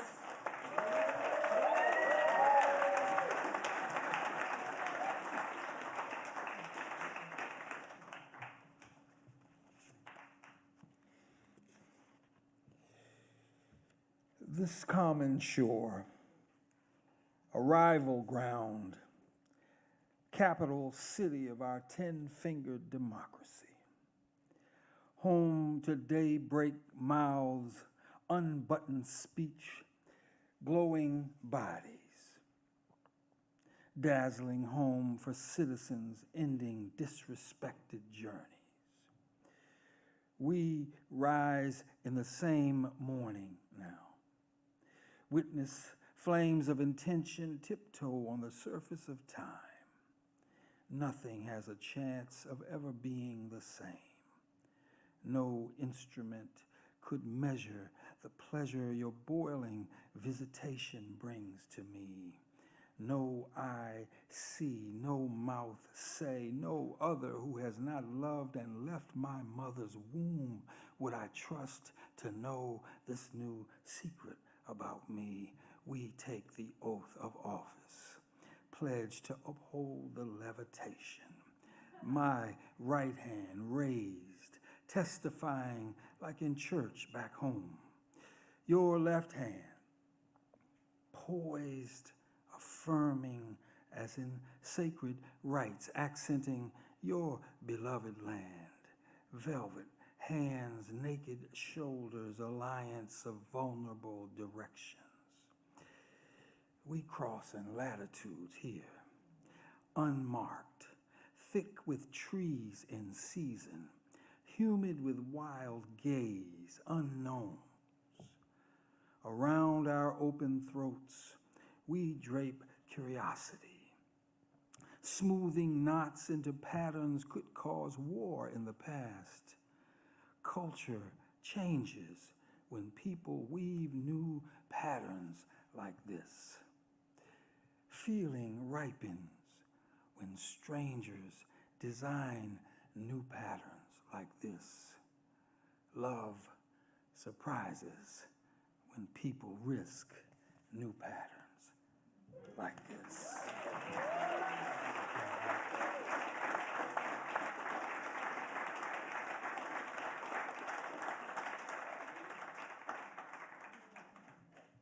Well, I gotta say, you all have taken my breath away. I think we're all feeling like a little, wow, this is what we do. This is who we are. So, with that said, and with the necessity of a break, Grant, tell me what time we're coming back. 2:17. It's 2:17 now, and we are coming back at 2:32. We are starting at 2:32. I'll put it that way. Hopefully, Group B will be ready to go. We'll be seated roughly in this area. I did want to say, I didn't say before, if you need your car entry thing stamped, do so at the information desk up front, but I hope to see you back in 15 minutes.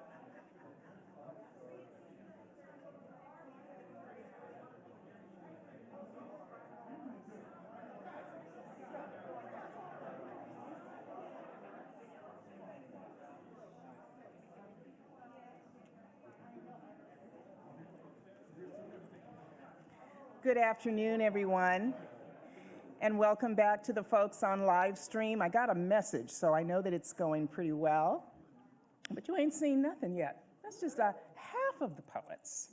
The other half of the poets are going to get us started this afternoon. And to introduce our new Youth Poet Laureate for Los Angeles will be my partner in crime, as I like to refer to him, Grant Hier.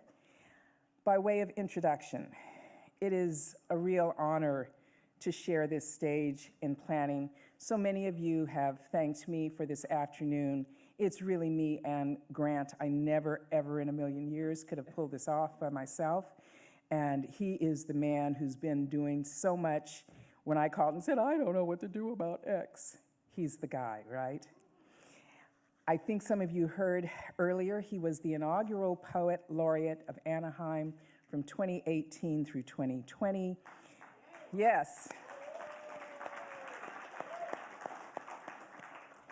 And his other literary honors include the, did I type this wrong? Kick Prize or Keck Prize? Oh, it is Kick Prize. I'm better than I thought. Okay. The Kick Prize, Prize Americana, and the Nancy Drew Taylor Prize for Excellence in Poetry. For his community service, he was named recipient of the World Refugee Day Courage Award in 2019. He is the author of 3 books of poetry and 1 book of flash fiction. His individual poems, essays, and fiction have been widely anthologized internationally. Grant is also, I mean, he's a real show-off. Grant is also a musical artist and a visual artist, and for 23 years, he has been a full professor at Laguna College of Art and Design, where he currently teaches creative writing. I am more than happy and extremely proud to introduce him to those of you who don't know him and to those of you who should. Grant.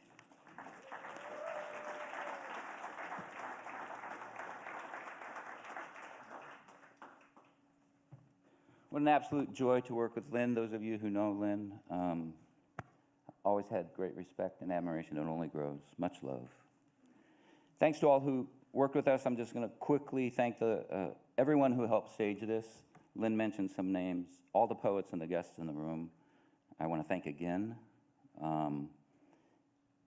And, you know, just to be in this auditorium in the heart of the city, together in community, I don't know another reading like this, right? Has there ever been? It's pretty historic, the talent in the room. But a day in LA, a day of poetry in LA is right. It's been a day. We have another half to go. But these poems, as you can tell, are brief and diverse by design. It's like a feast of amuse-bouche. That's what I thought of this morning.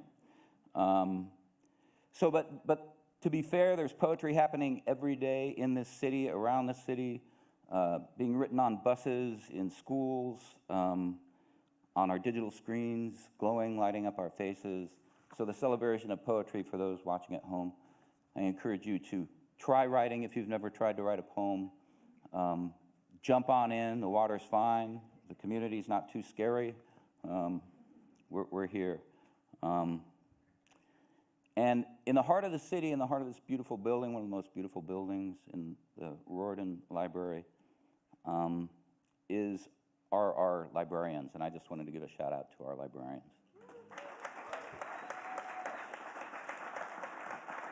Especially in light of these troubled times and the headlines of today. Bruce Colville said, "My real heroes are the librarians who at no small risk to themselves refuse to lie down and play dead for censors." Yeah, and I'm going to borrow Neil Gaiman's words. Librarians are the coolest people out there, doing the hardest job out there on the front lines. And every time I get to encounter or work with librarians, I'm always impressed by their sheer awesomeness. Speaking of sheer awesomeness, it is my honor and pleasure to introduce our next feature reader. Salome Agbaroji is the Los Angeles County Youth Poet Laureate for 2023. Salome is a first-generation Nigerian American, an avid poet, an activist. Her work, both on the page and out in the world, Salome has been a tireless advocate for human rights and the environment. She looks unblinkingly, to borrow a term from Sharon Olds, at the most pressing issues of our times, shedding light on important light on institutionalized discrimination, immigrant stories, the Black experience, mental health, environmentalism, and injustices in the international community. She's a Los Angeles poet, yes, but her subject matter is universal. Her poems are brutally honest, yes, but simultaneously tender and clear, full of music, full of emotional truth. Salome has impressive credentials for someone just about to graduate from high school, enter her senior year, actually, at Gar High.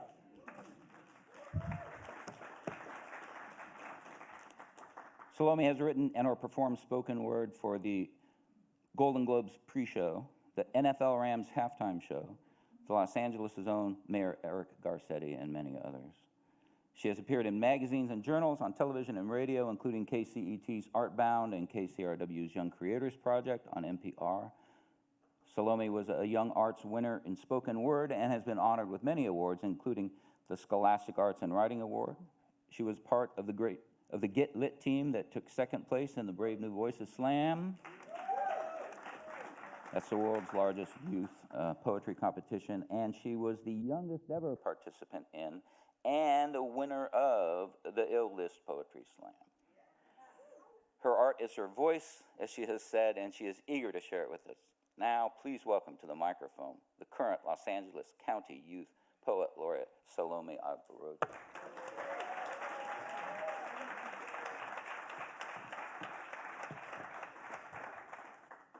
Hey guys. Thank you to Lynn for inviting me. Thank you, Grant, for that amazing introduction. Why do I still have this on?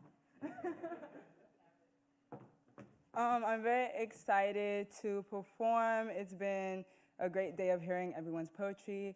Shout out to my mom right there. And also, I'm trying to find him in the crowd. Shout out to Mike Sanson. He led probably my first poetry workshop 3 years ago. And he believed in me, and he published my work in his website. And he congratulated me when I got LA County Youth Poet Laureate right here on stage. And I appreciate everyone, Get Lit, the poetry organization, for supporting me.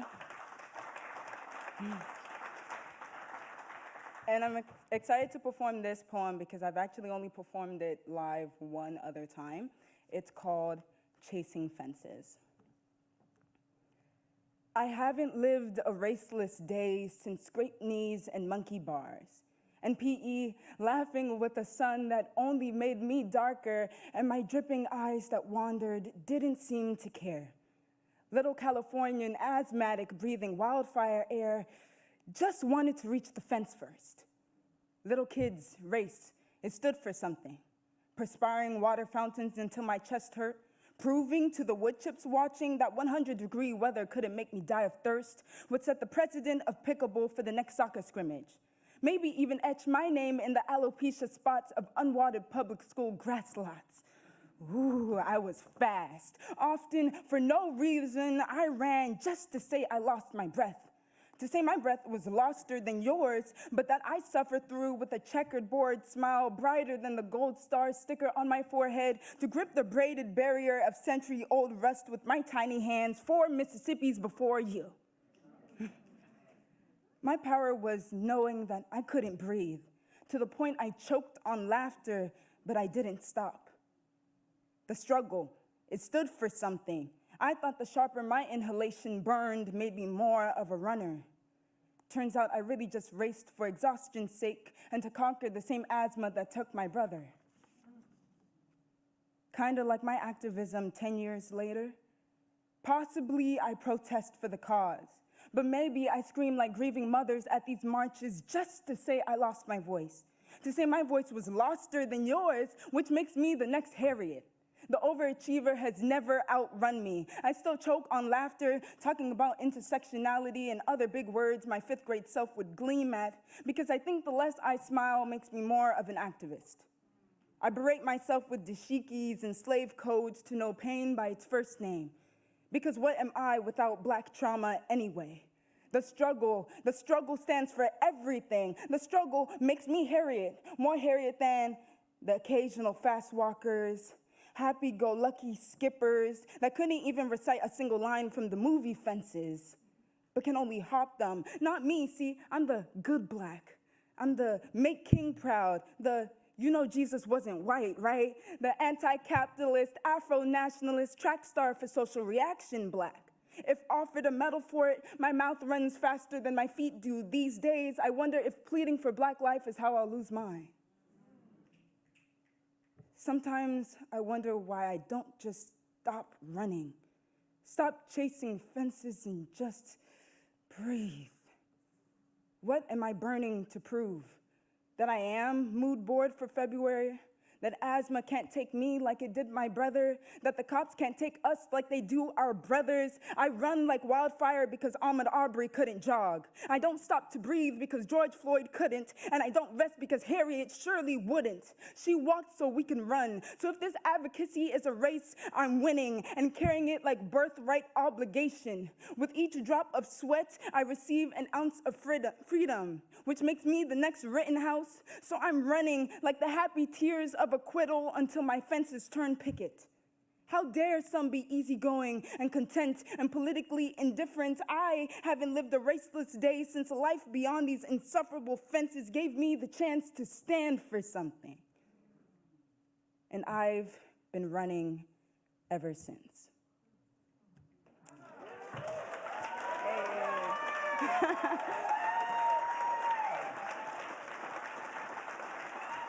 Thank you.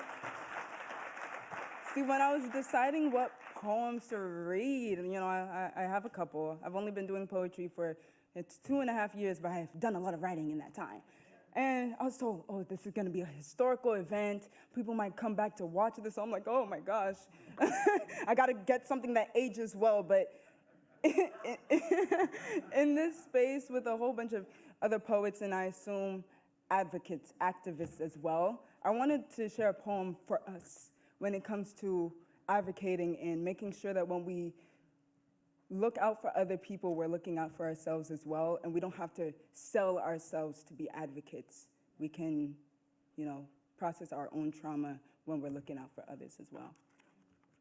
Okay, that one was a little sad. So, I have to do an LA poem, if I'm gonna be LA County Youth Poet Laureate. So, this is the poem I performed when I was really nervous. I didn't know if I was gonna get LA Youth Poet Laureate. I was standing right there. I was like, oh, I hope they like it. But, so this next poem is called Pretty Places of LA. I've been to places pretty places like Beverly Hills, where mimosas and liquid diamonds crash on the shoreline. These beach dwellers collect inner-city properties like seashells and trade real estate like spades cards. These places pretty enough for screen time on your television. Pretty much the poster child of Los Angeles and the epitome of daddy's money. Yeah, I've been to places pretty, like Hollywood and its Walk of Fame. If Dorothy's ruby slippers were red bottoms, she'd be trotting this white gold road feeling, oh so ostentatious, feeling higher than their class, higher than their all-glass renovated high-rise buildings, higher than their credit scores and their high-rise Lululemon leggings. But I'm sure you've never been to the lowlands of Los Angeles, the dark basement that the brochures don't show, where no one knows a Dorothy. But Dominique, in her uncreased low-rise dunks, is always found walking where drugged corners intersect at broke lanes, where Obine, the Nigerian art collector, sells an Afro Mona Lisa on the curb for $50. Starving entrepreneurship. Reparations in our own hands. The corner man whistles tunes only sufferers know. Place ear to pavement here, Queen Khalifa's war cries. The clatter of tumbleweeded dye rolled about 2 blocks down. Soft-spoken escape routes never received. The color of marigold by girl eating mangonadas for her foreverth time. The subtle rumble of white Porsches approaching from the hillside. Gentry is coming. A cavalry of credit-drawn carriages coming to make the place pretty. I'd assumed that this was the sound of Jesus finally, so the painting of Black Messiah in Obine's art shop made more sense, made more than sense finally, because this living is protest. This is the heart of LA that beats and weeps all the same, but investors bleach its arteries with beige colors and caramel fraps. See, street markets where Black women sell incense and head wraps in market. Perfect location to reinvent hot yoga or to build a bank that would deny those same Black women loans. Oh, this is what you call pretty. Pretty shines like heirloom pearls, not pretty like glimmer of grills in teeth. No, pretty like veneers and messy bun. Not pretty like barrettes on little Black girls, or street tacos, or graffiti done by people far too talented for their circumstance, or broken glass, or the unironic musicality of barbershops. Not like that sweet little old lady with only 6 teeth, but still smiled at me anyway like I was her own granddaughter. No. That ain't pretty. But I've been to places pretty. And I can assure you, those pretty places have got nothing on the heart of this city.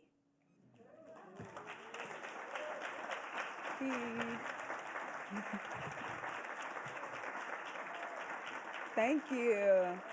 I hope I'm not over time, but I just want to say that poem was inspired by Lupert Park. That community was, highlighted a little bit earlier. But, gentrification, I don't like her.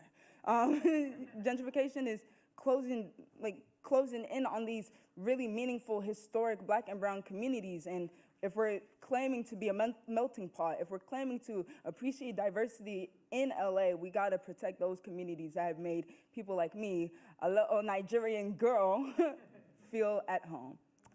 Yes.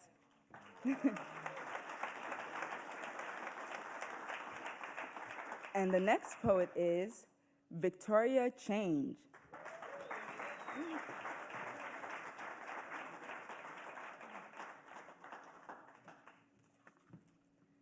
We can feel hopeful.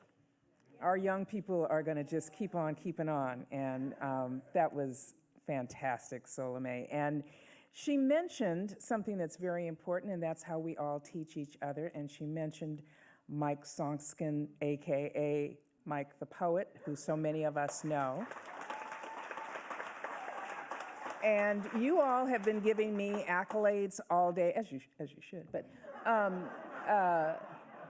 in full disclosure of everyone makes mistakes. I'm making my list, I'm checking it twice, and somehow left Mike off, even though we had agreed he would read. So, Victoria has agreed that just before Group B starts, he's going to come up and give us a little something, something.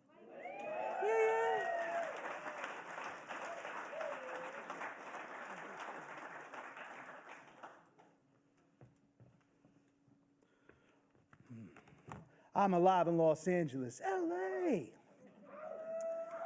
Hey, this is like the poetry A Great Day in Harlem, right? Man. Thank you very much to Lynn and Grant, and how about Salome? Give it up for Salome.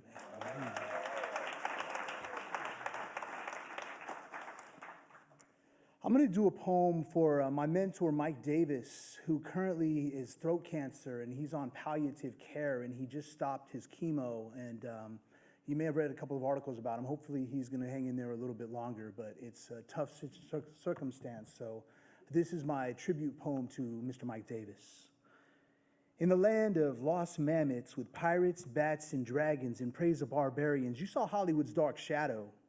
Heading south of no north through the city of courts, you set the night on fire in Echo Park a generation after they called it Red Hill. You found your thrills listening to Dorothy Healy at 84th in Vermont. Then you hit Pogo Swamp to listen to Levi Kingston's intergenerational swing and ascension.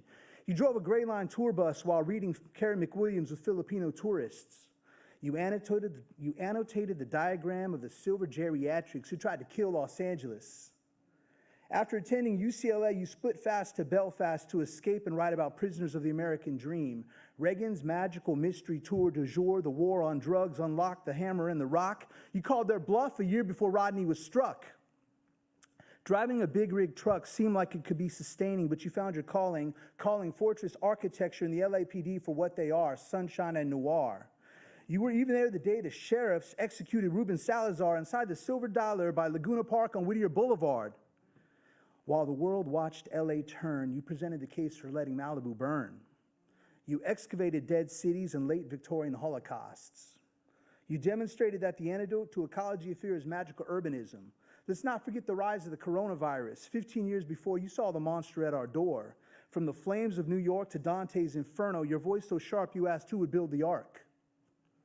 In 1997, after I read as much of your work as I could, I took your class, The Emerging Latino Metropolis, at UCLA for my final quarter before graduating. You helped reveal layers of identity so that we could remember we. Your footnote's the rope I used to climb into LA history. I read at least a dozen authors I saw quoted in your prose. You invited us into your home and shared outlines of your essays so we could write our own someday. LA! Thank you.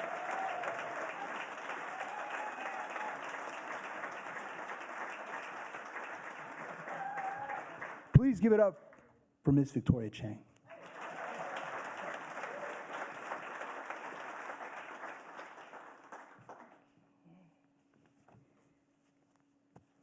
Thank you, Lynn and Grant, and the Los Angeles Library, and also it's such a pleasure to spend the day with you. I'm just going to read one poem called My Mother's Teeth. My mother's teeth died twice, once in 1965, all pulled out from gum disease, once again on August 3rd, 2015. The fake teeth sit in a box in the garage. When she died, I touched them, smelled them, thought I heard a whimper. I shoved the teeth into my mouth, but having 2 sets of teeth only made me hungrier. When my mother died, I saw myself in the mirror, her words around my mouth like powder from a donut. Her last words were in English. She asked for a Sprite. I wonder whether her last thought was in Chinese. I wonder what her last thought was. I used to think that a dead person's words die with them. Now I know that they scatter, looking for meaning to attach to, like a scent. My mother used to collect orange blossoms in a small, shallow bowl. I passed the tree each spring. I always knew that grief was something I could smell, but I didn't know that it's not actually a noun, but a verb, that it moves. Thank you. And it's my pleasure to introduce the next reader, and I hope I'm saying this correctly, Luvette Resto.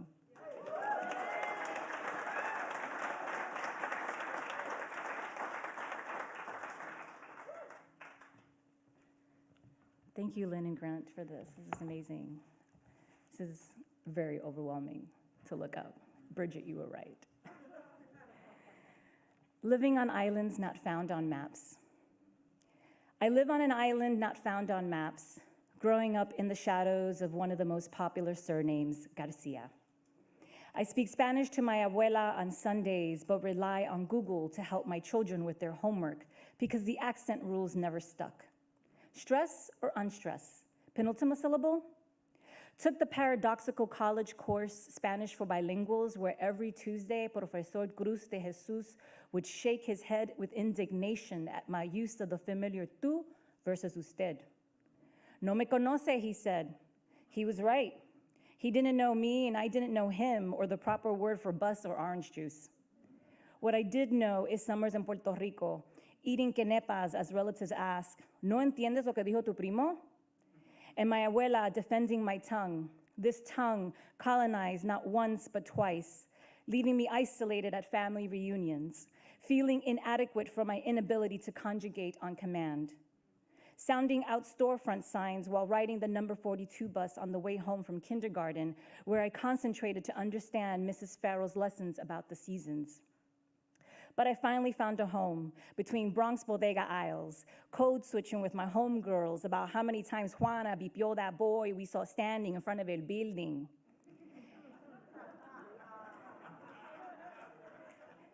This became the island where I belonged, unfettered and absent of red pen corrections. Juana didn't care if I used the tú or the usted or if my yo was about me or an emphatic reaction to her crazy story. This island didn't care if I rolled my R's or ever got the purpose of vosotros. An island where our bodies translated feelings, pursed lips, a raised brow, an aggressive eye or neck roll. We were bilingual neologists, inventing new lands we could carry in our Timbs and bubble coats. Here, language like us wasn't disappointing or broken.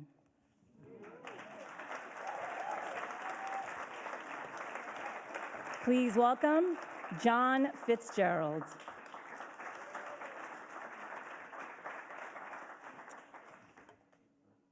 Please welcome Helene Cardona.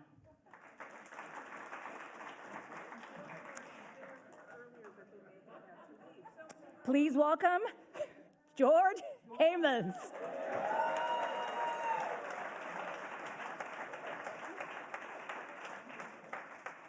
Oh my God.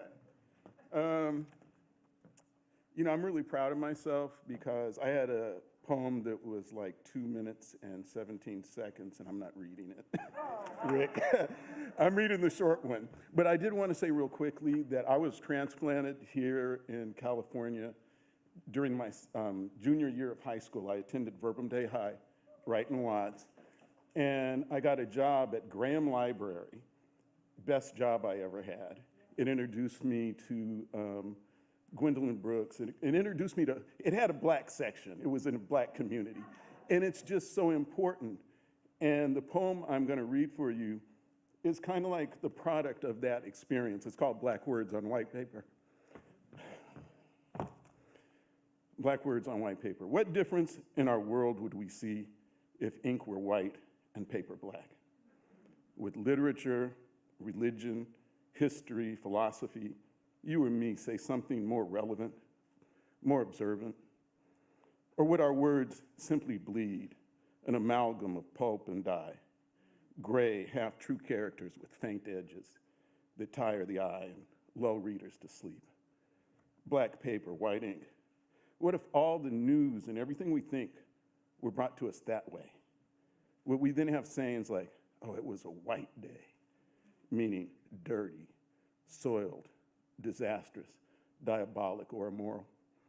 Would we then say black when we wanted to portray clean, pure, heroic, true, or honorable? Oh, I come from a world of white paper and black ink. But still, I like to waste my time and think, what if it were the other way around?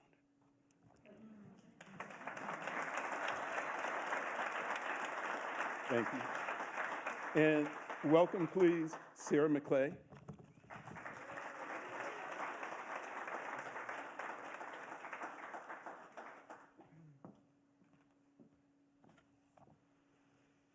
It's just an amazing sea of poets today. Lynn, Grant, thank you for doing this. As after Odysseus, her body wanted to be Ophelia. The pistol came with its own music. An echo slid from her throat. Liquid, alive beyond common names for color. How at night she could not swim. Her song like a line of neon in wavering slices across the crinoline dark, until the dogs began to bay and men slipped into the skins of animals to roll against the mud without the barrier of clothes. How that bay was a living jewel, the sound, the topaz water. The water had poured from her and become alive. She would wash up on the shore or float, as white as the lizard who pulls the carriage in a dream, all soggy finery and hair and reeds. Over and over, her body was painted with darkness, like a wine of skin. What was true? It was up to her to invent her own music as she began to hear it in the growing stain of sky.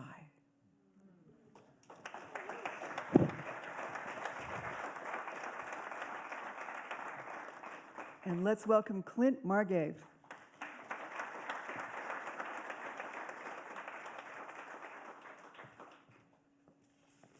Thank you, and thank you to Lynn and Grant. This is called Room. Whenever I buy a cup of coffee, I always appreciate how the barista will ask, "Do you need room?"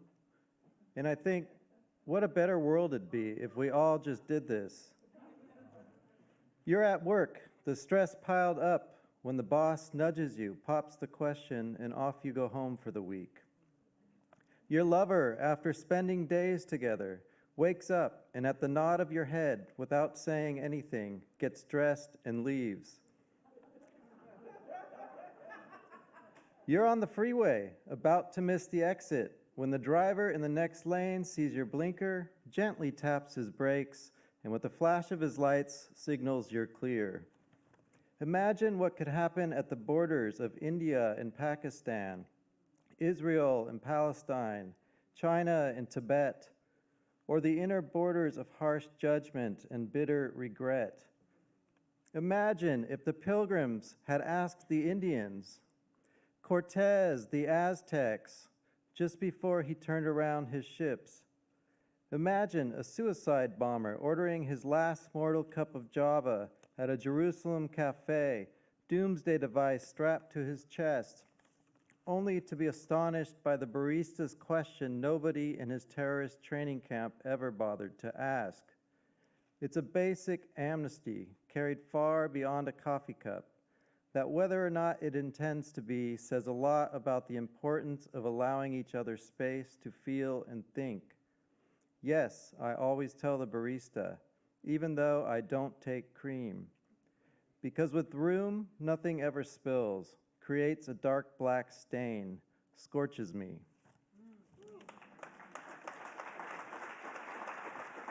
Please welcome David Judah Oliver.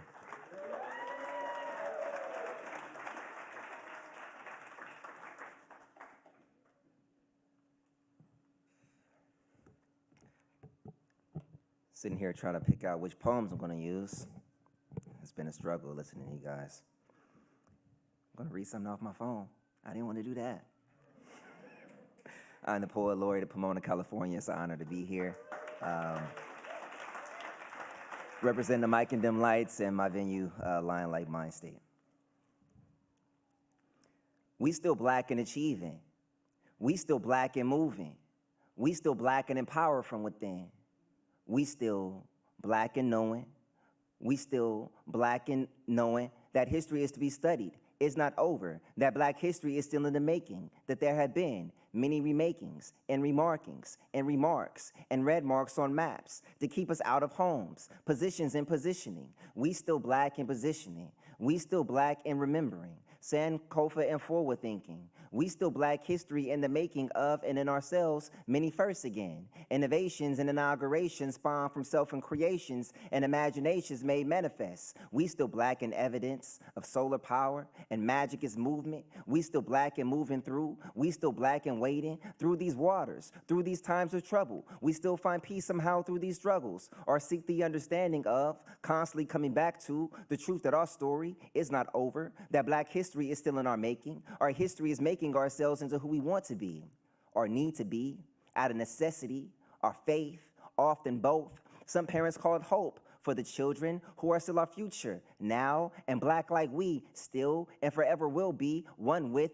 darkness, deep space, and thick waters, black holes, dark stars, and the origin of every light and spectrum of hue. Some black like purple, some black is blue, some dark and red, some tan and sand. It's time and again for the wise woman and the strong man to plan and come together and to come together and plan together and not again be divided by external fears or internal struggles. Once we climb by step, now we climb by tears. Historically, ours is the technology of ancient engineers, an alchemy without a peer, chemically complex, DNA providing antidotes or antivenom, an antivirus or the serum. With minds on mathematics, we calculate the ETA on GPS and hang these truths on the internet. We had a World Wide Web once, and Akasha Records connected us to each other and ancestors by the air, by the water, and all frequencies that move. We still black and catch of these currents. We still black and setting trends in this current. We move through this world as waves, becoming particles of light. We're not observed. We black again.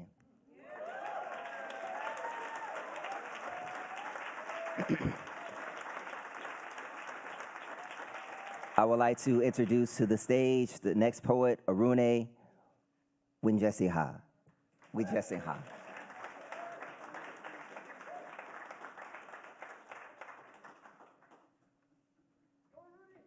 Thank you. There are a lot of eyes up on me. And I want to give a shout out to David. Anytime anyone asks me how to pronounce my name, I feel like you honor me and you honor the people I came from. I know my name is probably the most difficult one on this list for people unaccustomed to Sanskrit-derived words. Oh, and my first job out of college was working at a public library as clerical assistant 1 for the audiovisual department. My job was to re-sprocket 16mm films. If anyone remembers 16mm films. So teachers could show the red balloon in 5th grade. This is Goldie Unlocks, after Ron Kirchy. She rattled the doorknob, then let herself in. She called it taking shelter. She didn't think of it as breaking and entering. She sampled all 3 bowls of porridge, dipping her spoon repeatedly. She complained about the first 2. She wolfed down the 3rd. She didn't think of it as petty theft. She sat in all 3 chairs, fidgeting. She dented the cushions, scuffed the legs. She broke the 3rd. She didn't think of it as destruction of property. She climbed the steps to the bedroom, each stair creaking. She rumpled the sheets, left smudges with her dirty shoes. She slept in the smallest bed, undisturbed by conscience. She screamed when she saw bears, didn't try to defend her actions. She brushed past the bewildered 3, taking the stairs 2 at a time.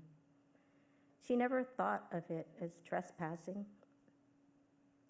She knew her golden curls were her passport to the world.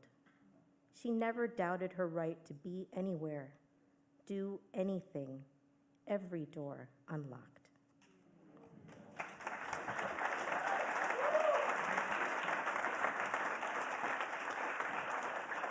Please welcome my good friend, Eric Morago.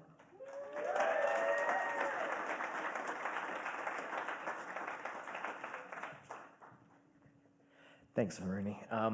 Thank you, Grant. Thank you, Lynn, for this amazing day. It's an honor to be amongst these poets. From the Loch Ness to the monster. Thank you for hiding yourself in my body, for letting only me in on the mystery of you. I've kept silent and dark for so long that the fish are all blind and I cannot recall what color ever was. But you, my sweet creature, were worth it. You've been Banshee's song, sonar splendor, humming under skin. How many have come now to put ear to my water, to my murky heart? I am no longer an empty lake of wanting. Tourists, scientists, even skeptics whisper my name like incantation, hoping if it is said just so, you will appear from obscure depths, a riddle's answer. Now is the time for the reveal, for release. This world needs reminding the fantastical exists even if unseen. Give me more than fin or neck blurred in photo, your fingerprint smeared from the scene. Show hard proof you are no driftwood, wake or hoax, but tangible anachronism refuged in shadow. Let your myth become fact, become fame. Feel no guilt or worry. This is not so much a break-up as it is a break-out. You deserve the limelight, and I the freedom to relearn sky. How I've wished for sun to skip over my surface like stone, then sink beneath so I might shine from bottom up, finally brilliant, able to be legend all on my own. Thank you. Up next, the wonderful Pam Ward.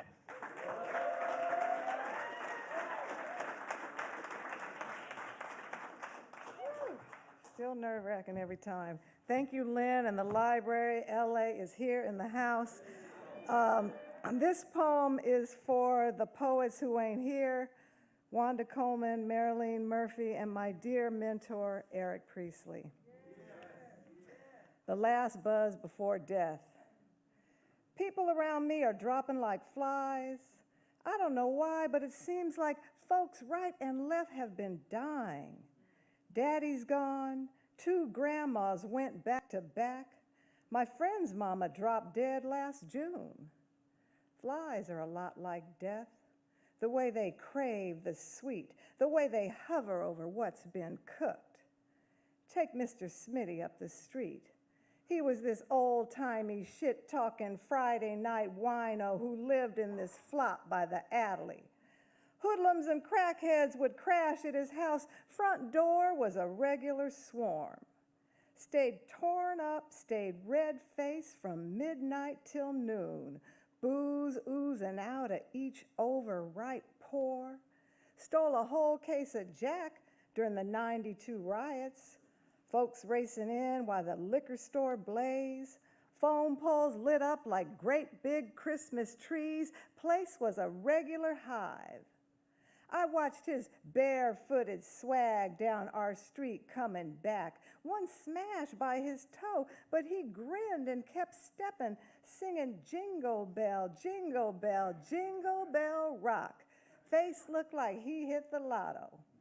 Used to stop by my place to chat and kill time. Told me, one day I'm buying you a great big steak dinner. Yes, sirree, he would wink between long, juicy swigs and huge gnats making love to his sleeve. Now I wish that I did, that I wouldn't have waited or worried so much what the neighbors would think seeing me in the seat of his red jacked up van. He used to come real early and watch me pull weeds. If you were my woman, you would never do that.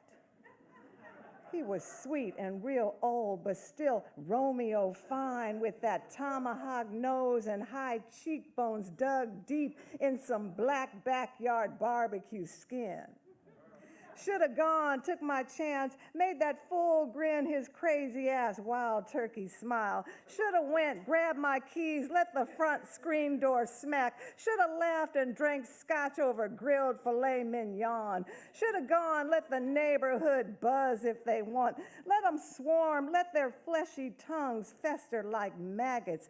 Should have looked dead at life, zeroed in on the moment, like a fly does your plate when you're eating outside, like your arm, like your fist raised and gripping the swatter.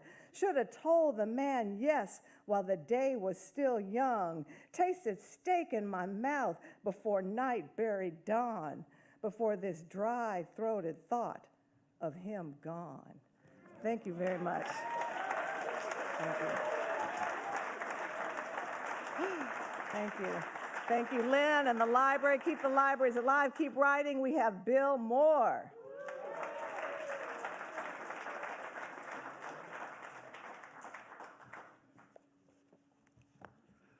I was originally going to read a poem called Why the Heart Does Not Develop Cancer. But because of the attack on the Republic of Literature that took place yesterday in New York, which several of us have already referred to, I'm going to read an excerpt from a poem that's going to be reprinted in an anthology edited by Rich Ferguson that's coming out soon, Beat Not Beat, and which is being published by a poet who's just read, Eric Morago. Good work, if you can get it. I work for the Secret Service of the imagination. I know you don't think it's a real job, but it is. I had to promise I'd be willing to die for whoever has the office of president of the imagination, whether they're language-centered performance artists or landscape painters. I couldn't say, I don't like that kind of work. I have to be willing to hurl myself in front of any antagonist in order to protect this artist. And I freely took that vow. But even under duress, I'd never make the same promise for a real president, because I've already gotten shot at too much and I'm tired of taking the bullet for someone else's greed. I'm tired of taking the bullet of credit card usury. I'm tired of taking a big bullet in my small toe. I'm tired of taking a small bullet in my big toe. I'm tired of taking a military budget smirking bullet and the fossil fuel bullet of particulates in my lungs. It's hard to breathe knowing 87-year-old women are floundering in urine-soaked sheets at this very moment. Women who worked all their lives and deserve to be massaged every morning with sweet oils, to have the hands of kind women rub their shoulders and stroke each finger, but who will not be touched for the rest of their lives because loan sharks in Congress proclaim we only have enough money to murder and imprison young men. I'm tired of taking the bullet of circular grief and remorseless knowledge. Please welcome, thank you.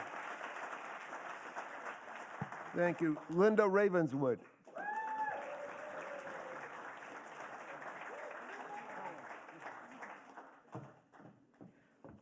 Good afternoon. Thank you so much, Lynn. Thank you so much, Grant.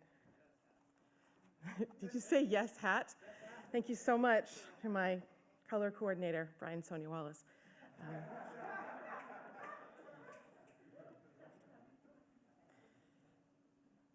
Day breaks on Los Angeles again. Another chance to get it right. Half the day right. An hour of the day right. To make a handshake deal that sticks, that opens doors not just for one, but for whole histories of work and desire. To transcend some golden stare, to fulfill a burning purpose, to transcend even injustice, to find a way in. Los Angeles, city of more than dreams, cathedral where we're real to our purpose, our mysterious reason. Along the peninsula, they're keeping a woman alive in a glass jar. Maybe someone can use her heart or her whole side. Maybe some artist somewhere needs a wing. On the other side of the country, a poet is stabbed in the neck as he tries to sing, rushed by a man wielding a knife. Imagine all that fury for a poet. Maybe you don't want to live and let live.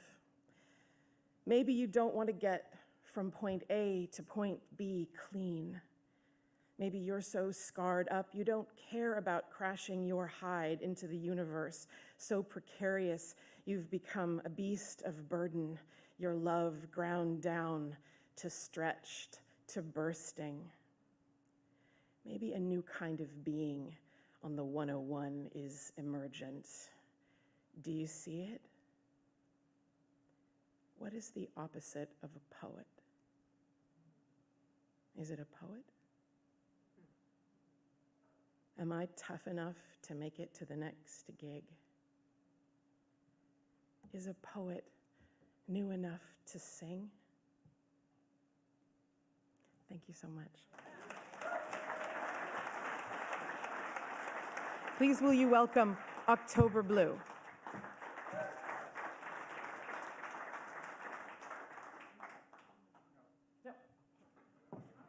I apologize. Please will you send thoughts to October Blue and welcome Mr. Rich Ferguson.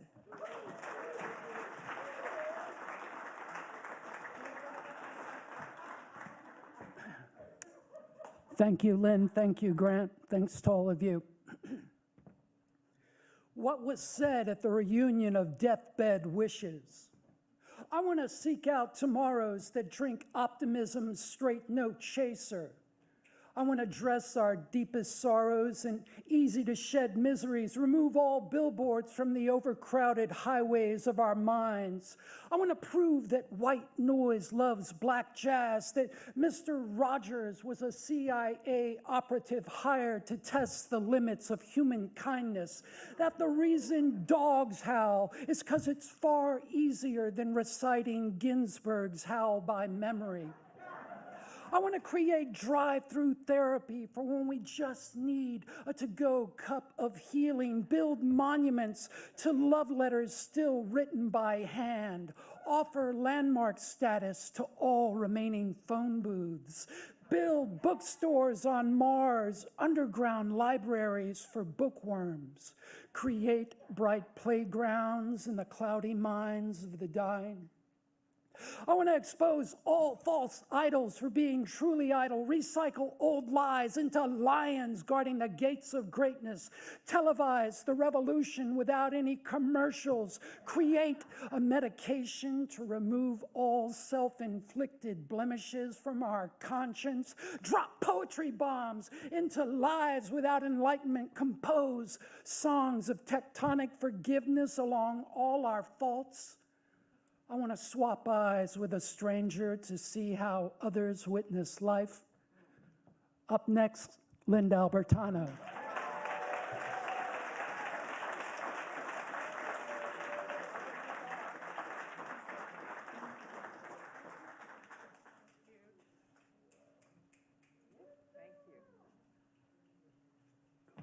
Thank you, Rich.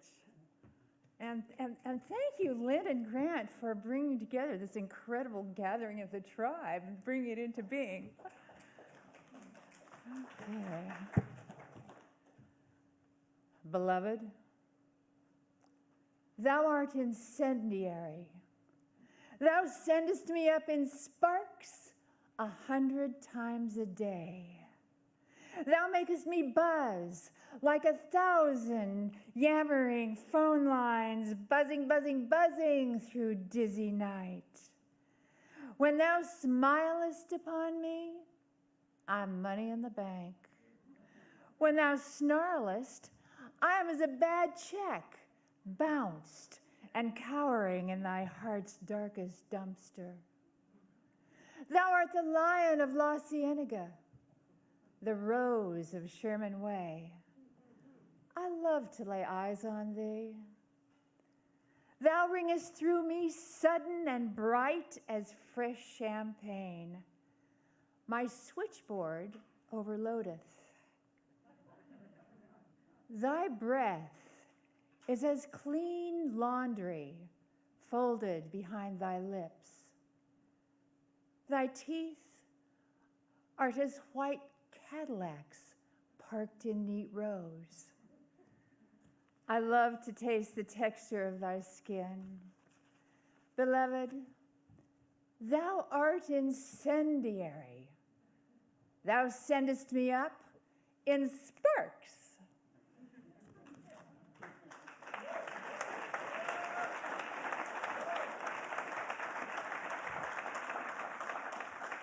Please welcome Derek D. Brown.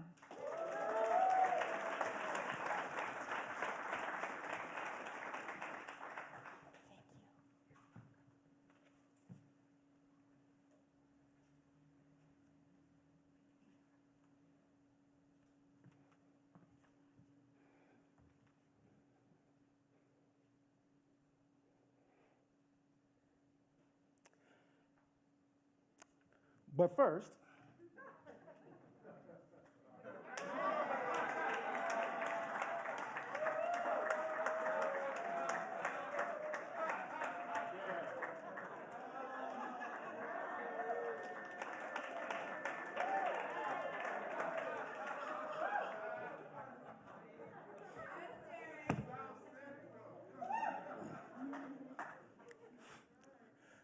an original thought is a dangerous thing.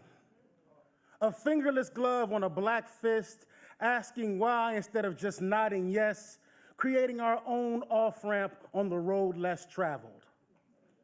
What if we vetted instead of just vented? Treated freedom of speech as a privilege, not just a pastime, and turned just enough wine back into water so we can properly swallow the red and the blue pill.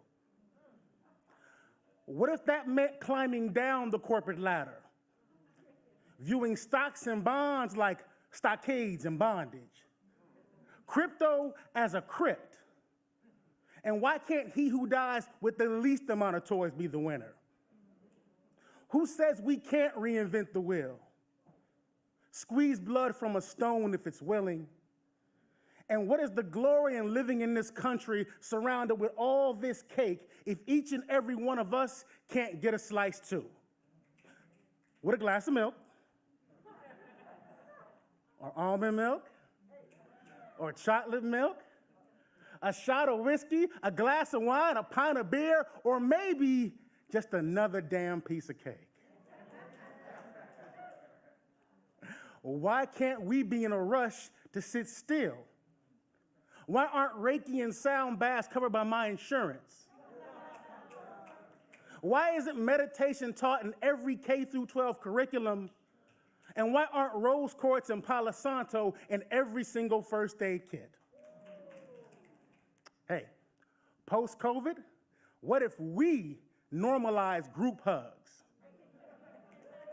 Flash mobs of people on street corners with open arms jacked from uplifting spirits. What if we work in as much as we work out? Empathy on swole, sincerity dripping from our brows, compassion bulging up in our veins.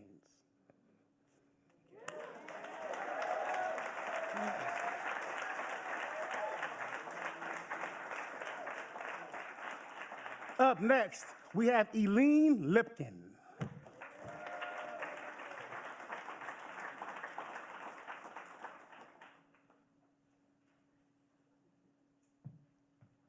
Great, it's such an incredible afternoon. It just keeps going.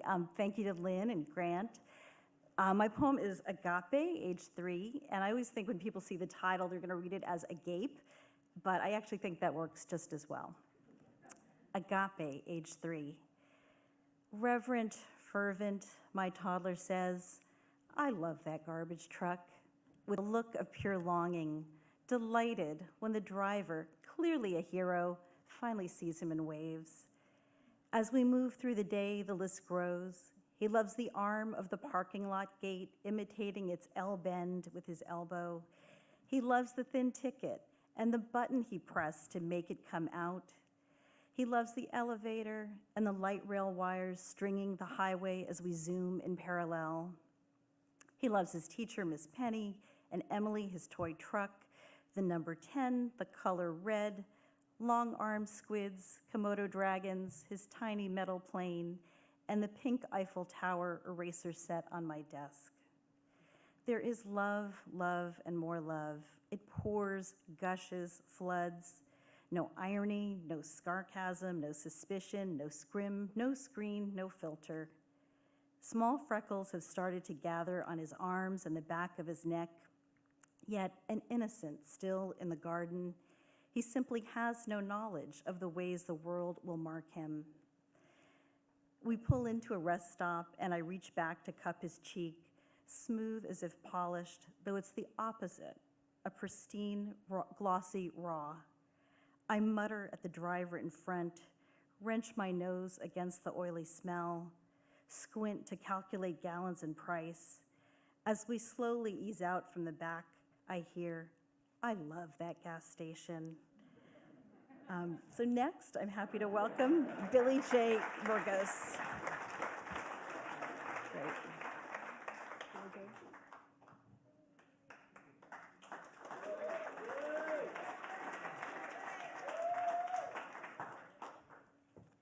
It is so hard for a poet to pick one poem, I just gotta say.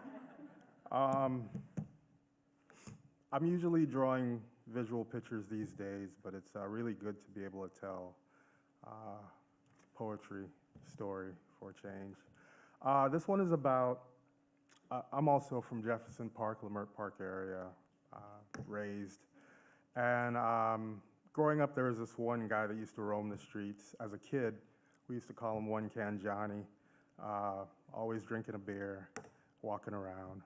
As an adult, I admire his longevity through all of this. But this poem is about him. It's called Oxycontin. Used smack paraphernalia, the god of the gobsmacked. One Can Johnny still walking them streets at 150 years old. Night train and party powder, the fuel in his tank that moves those James Brown feet. High school muralist, I painted doorways to the west side next to Harriet and Malcolm. In the same park, Proud Mary stayed unhoused and cracked out.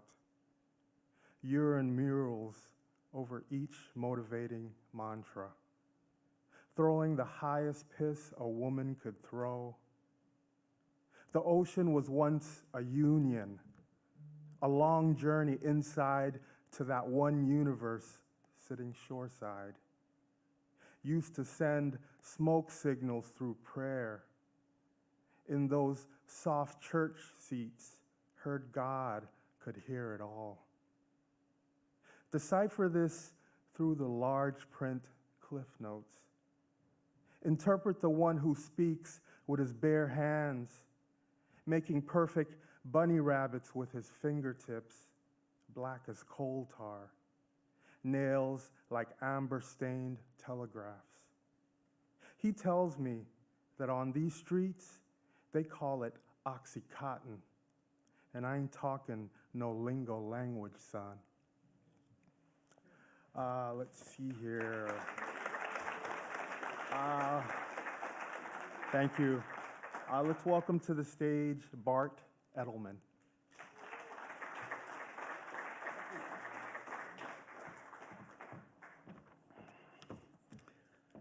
First of all, thank you so much, Lynn. Long time since the Ruskin. Long time. Today is wonderful. It's a bit of heaven.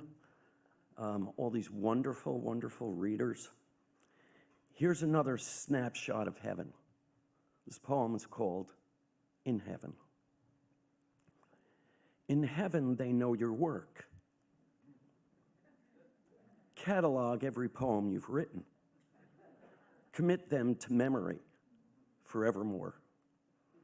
Bradbury and you huddled together over a steaming cup of Java, discussing relevant issues each morning, giggling until the afternoon releases you to destiny's retreat.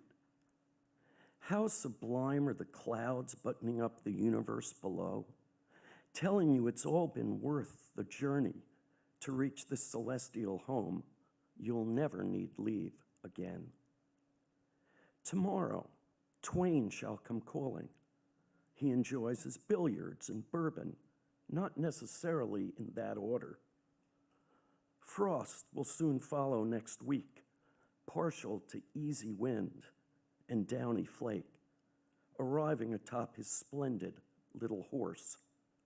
Bob's always good for a serious chat, no longer rushed by daily matters, nary a promise to keep. It's a jolly good life here indeed. You can still write now and then when thoughts sneak up on you like visits from long lost friends.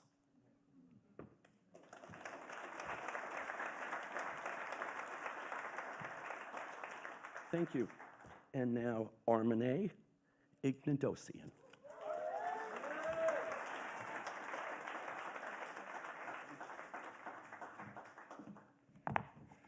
Good afternoon, everybody.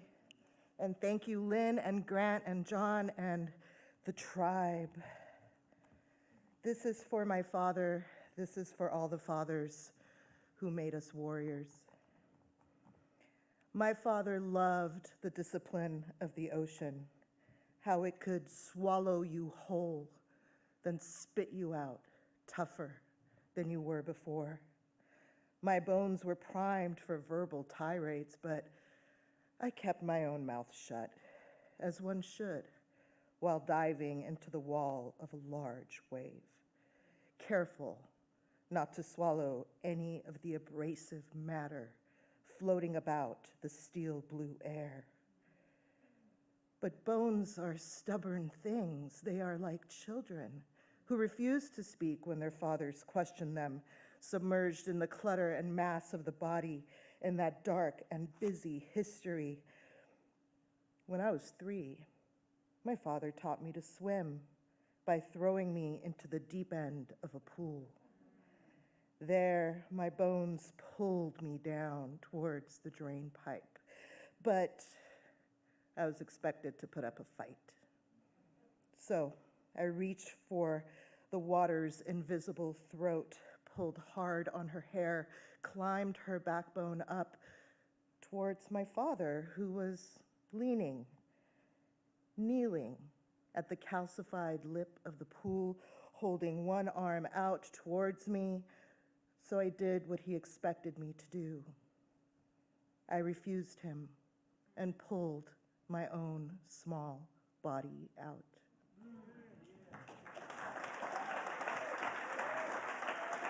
Next, we have Ahmad Jamal Johnson.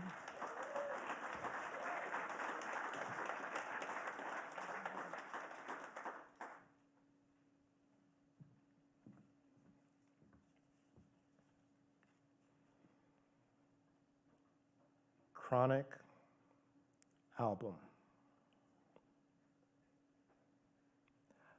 Not as one measures the imagined musics or jeweled light flooding any cathedral, but how this near dark, north of love, carries the morose and gaudy perfumes we've made, which like sound too inevitably escape. Not that the body boils down to some cage, not a site of refuge or perpetual humiliation. And isn't our silence also the subject? Its prolonged lack of eye contact, its brief, unedited message, which smirks, which slaps. Thank you.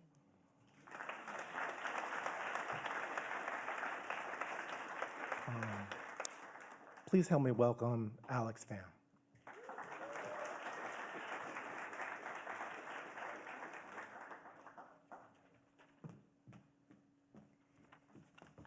Hello, everyone. Wow, it's a little scary standing up here, but I want to say thank you to Lynn, to Grant, and to the library for this wonderful event and for inviting me. Originally, I had selected one of my poems to read, but what happened to Mr. Rushdie really hit me hard, and sorry, I wasn't thinking this was going to happen. I think it has to do with our voice and being heard or not heard, and I know the courage it takes all of us to share. So I did some research, and I found out Mr. Rushdie wrote a poem, and it was in response to the fatwa that was issued against him and all his critics. So I'd like to share this with you. It was published in Granta, 6 March 1989 by Salome Agbaroji. Boy, yar, they sure call me some good names of late. E.g. opportunist, dangerous, e.g. full of hate, self-aggrandizing, Satan, self-loathing and shrill, the type that would clean up the planet to kill. I just remember my own good name still. Damn, brother, you saw what they did to my face. Poked out my eyes, knocked teeth out of place, stuck a dog's body under, hung same from a hook, wrote what all on my forehead, wrote bastard, wrote crook. I just recall how my face used to look. Now, misters and sisters, they've come for my voice. If the cat got my tongue, look who would rejoice. Muftis, politicos, my own people, hacks. Still, nameless and faceless or not, here's my choice. Not to shut up, to sing on in spite of attacks, to sing while my dreams are being murdered by facts. Praises of butterflies broken on wax. Thank you.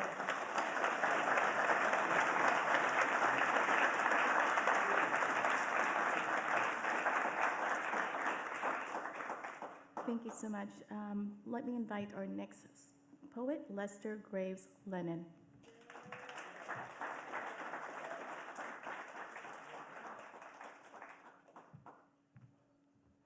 A great day, great energy in this room.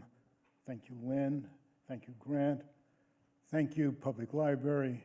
And thank you, Mayor Eric Garcetti, for showing his Rhodes Scholar wisdom in appointing Lynn as the Los Angeles Poet Laureate.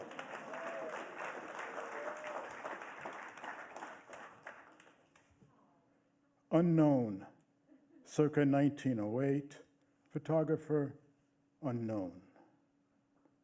Unknown, hung body, exact date, unknown. Black body, once man hunted because black, because something black had to die, because light pole was there, somewhere where rail yard light was needed for correct work, where light was useful for checking tightening noose, for useless coon, last used uselessly as next dead coon, properly hoisted to see properly, rope strung high over light pole's lone arm, rope stretching neck tautly, thrusting chin up, stretching head skyward, body part of pole, wool head blurry in camera's lens, railroad cars blurred, waiting cart, horseless, below body, waiting like guideless ferry traveling to God, like coat, trousers, white shirt wasting on corpse, coat useless to impress, shined shoes, slow shoes, useless, all caught, all hung, all seen, all left by all unknown who died unknown somewhere unknown.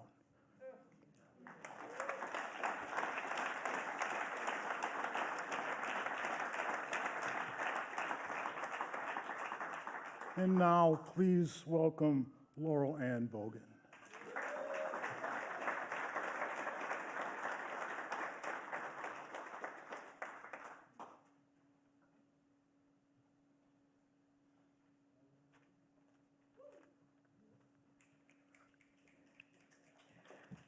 Hello.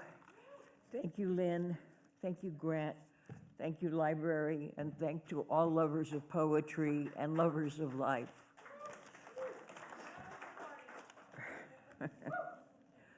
Ukraine, 2022. The haggard man still stands, raises his fist and spits, roars back at the rutting threat, 2, 3, 4 times larger, under God, with justice and liberty, is no small feat. The unsuspected threat, the pushover with steel core, plow us down, and again we rise, weeds, common as breath. Next up, Iris DeAnda.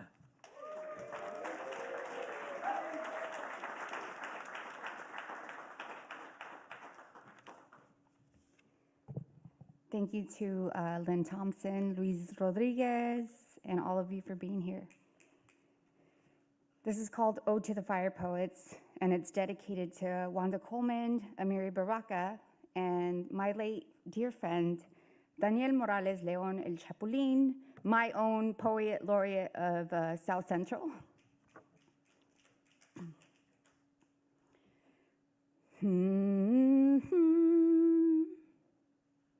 Now hum deep, humanity. Feel the bright beats left before you of man, women, writers who shared flames, no smoke and mirror. The heat that rose from their spirit consumed in life stories, brimmed with passion, unabiding soul words, caressing our pain and lifting our sorrow, casting out devils, invoking muses, distilling pure expression, heart medicine. Morning song sings a new dawn, for our poets are flying home. Blazing trails of word fire left in their wake. I've caught smolder and it catches fire in my breath. The only way to honor these firewalkers, spirit talkers, palabra catchers is to become one. even if only an ember of their burning love.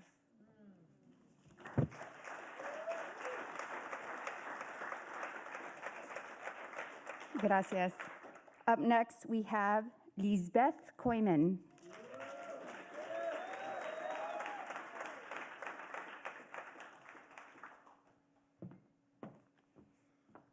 I was raised in a subdivision of 2,000 people, 6 miles of Guarenas, Venezuela.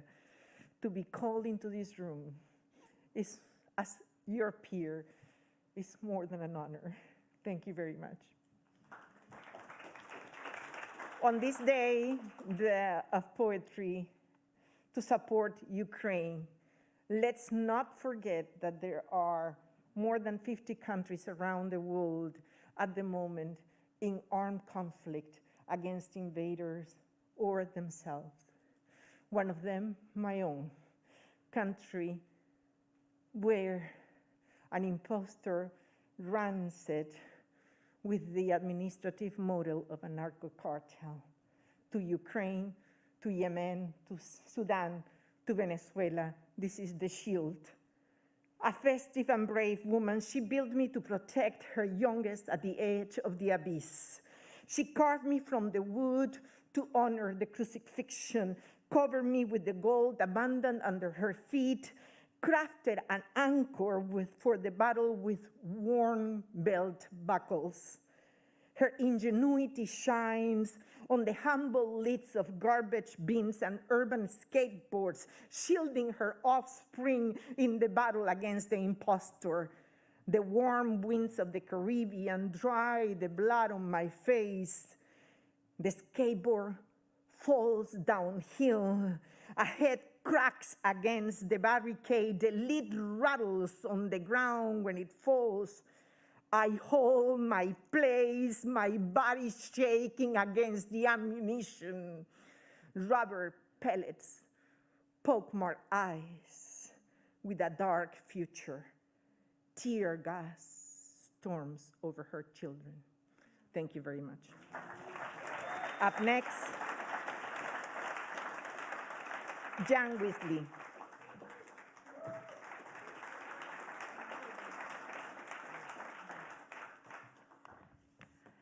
I just wanted to say to the woman who talked about re-sprocketing 16mm film, you were doing that so that we could cut it. So this is Me Too in a rough trade. There's a poster of an ape on the wall, mouth wide, holding a rock above his head twice the size of his hand, and in his other grip, he mangles a strip of film that flutters like a tattered flag. The movie is noisily nailed into place by numbers on a hard drive, our room open past its bedtime. The man who keeps me late has gray tincture to his face and likes to call out, "Honey, baby sweetheart," as he touches my weary shoulder to signal he wants me to cut the shot here. The lit machine heats to a hum and my fingers almost blister on the knob in constant shuttle from stop to go. Illusion subdues reason.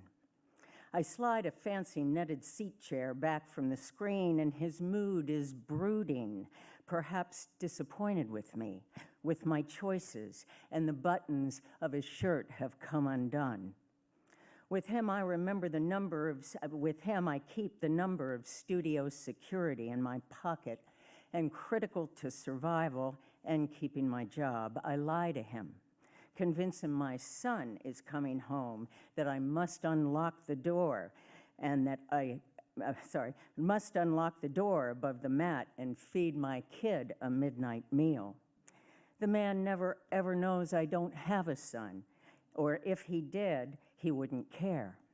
And I exit the place through a land of innuendo to close in the ape, the boss, who doesn't look up, dangerous smoke filling the room like special effects making disaster. He lights a cigarette in the dark, takes a hit, and I leave him, perhaps forever, as he sits alone by himself in his radioactive glow.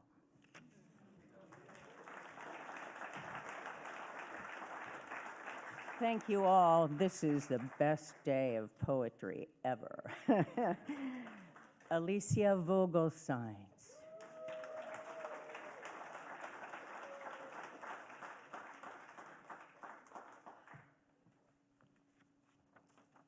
What a beautiful view.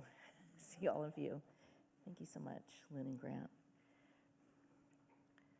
Consequences of fire. It was the September I could see flames from the front door. Station fire, a burning crescent in northeast Los Angeles. The basin dusted in ash and unease. In oppressive, dry heat, my languid body labors for breath, seeks dark, cool corners, longs for winter mist on trails lined by coast live oak, manzanita, the scent of California bay leaves.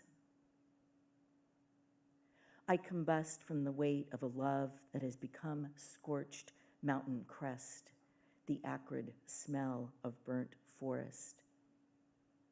Barely sleep, called from our bed of unbearable heavy sheets by pre-dawn skies, whispers of freedom. I walk barefoot. Backyard so smoky it disguises as fog. Raccoons emerge among the fig and citrus trees. I crouch, hold my breath, watch as they drink from the basin I left under this leaky spout. Their eyes glimmer like opals, catch the barely perceivable light. Thank you. And it was with unbelievable delight that I introduced my dear friend, Brendan Constantine.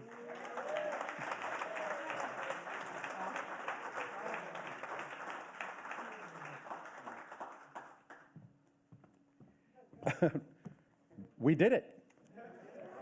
I mean, unless I pass out, we did it, you know. Thanks to Lynn and Grant. Thanks also to Suzanne Lummis, who in 1996 introduced me from this stage as an emerging poet.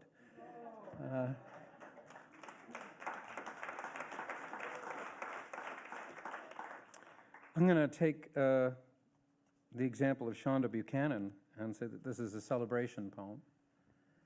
And I guess the only thing you need to know about it is there's a reference to the painter Paul Klee, and he's in here because I noticed when I was doing some writing workshops for an organization called Art of Elysium, that every children's hospital somewhere in it had a painting by Paul Klee. This is called The Needs of the Many. On the days when we wept, and they were many, we did it over the sound of the television or radio or the many engines of the sky. It was rarely so quiet we could hear just our sadness, the smallness of it, that is merely the sound of wind and water between the many pages of the lungs. Many afternoons we left the house still crying and drove to the cafe or the movies or back to the hospital where we sat dumb under the many eyes of Paul Klee. There were many umbrellas, days when it refused to rain, cups of tea ignored. We washed them all in the sink, dry-eyed. It's been a while. We're cried out. We collect pauses and have taken to reading actual books again.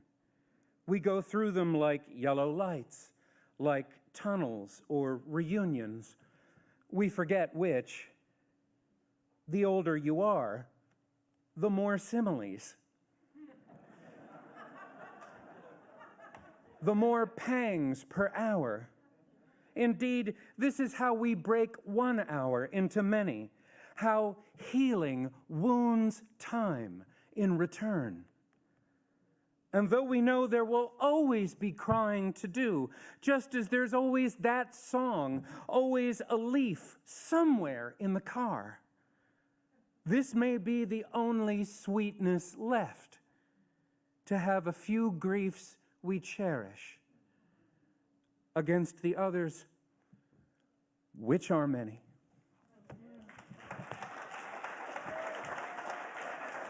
Thank you. Ladies and gentlemen, Lynn Thompson and Grant Hier.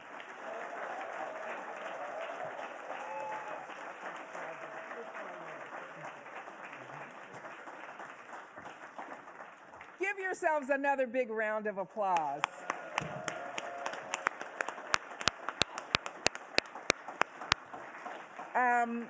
I'm starting to kind of lose it here because I am just so overwhelmed by all of the poets in this audience, all of the listeners in the audience, the people that I know that are on live stream who are loving this.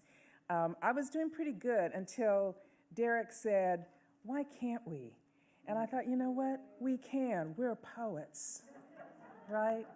So I will just say briefly in closing the deepest, deepest thanks and gratitude from the bottom of both of our hearts. I know that Grant will share this with me, and I just want you all to know, I talked at the beginning when I gave everybody their instructions that you all were so amazing in following, that this is exactly what I saw in my dream.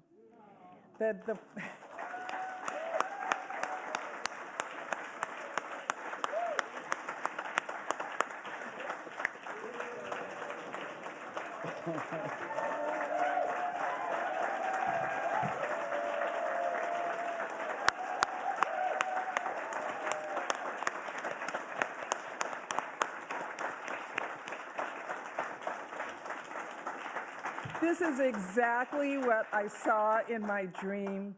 The colors of us, the ages of us, the humor of us, the anger of us, the sadness of us, the power that we have in Los Angeles really come to life. I'm just so glad that this has been taped.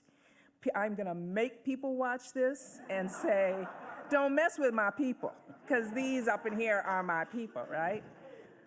I'm so, so grateful. You all are the best in the world. Thank you.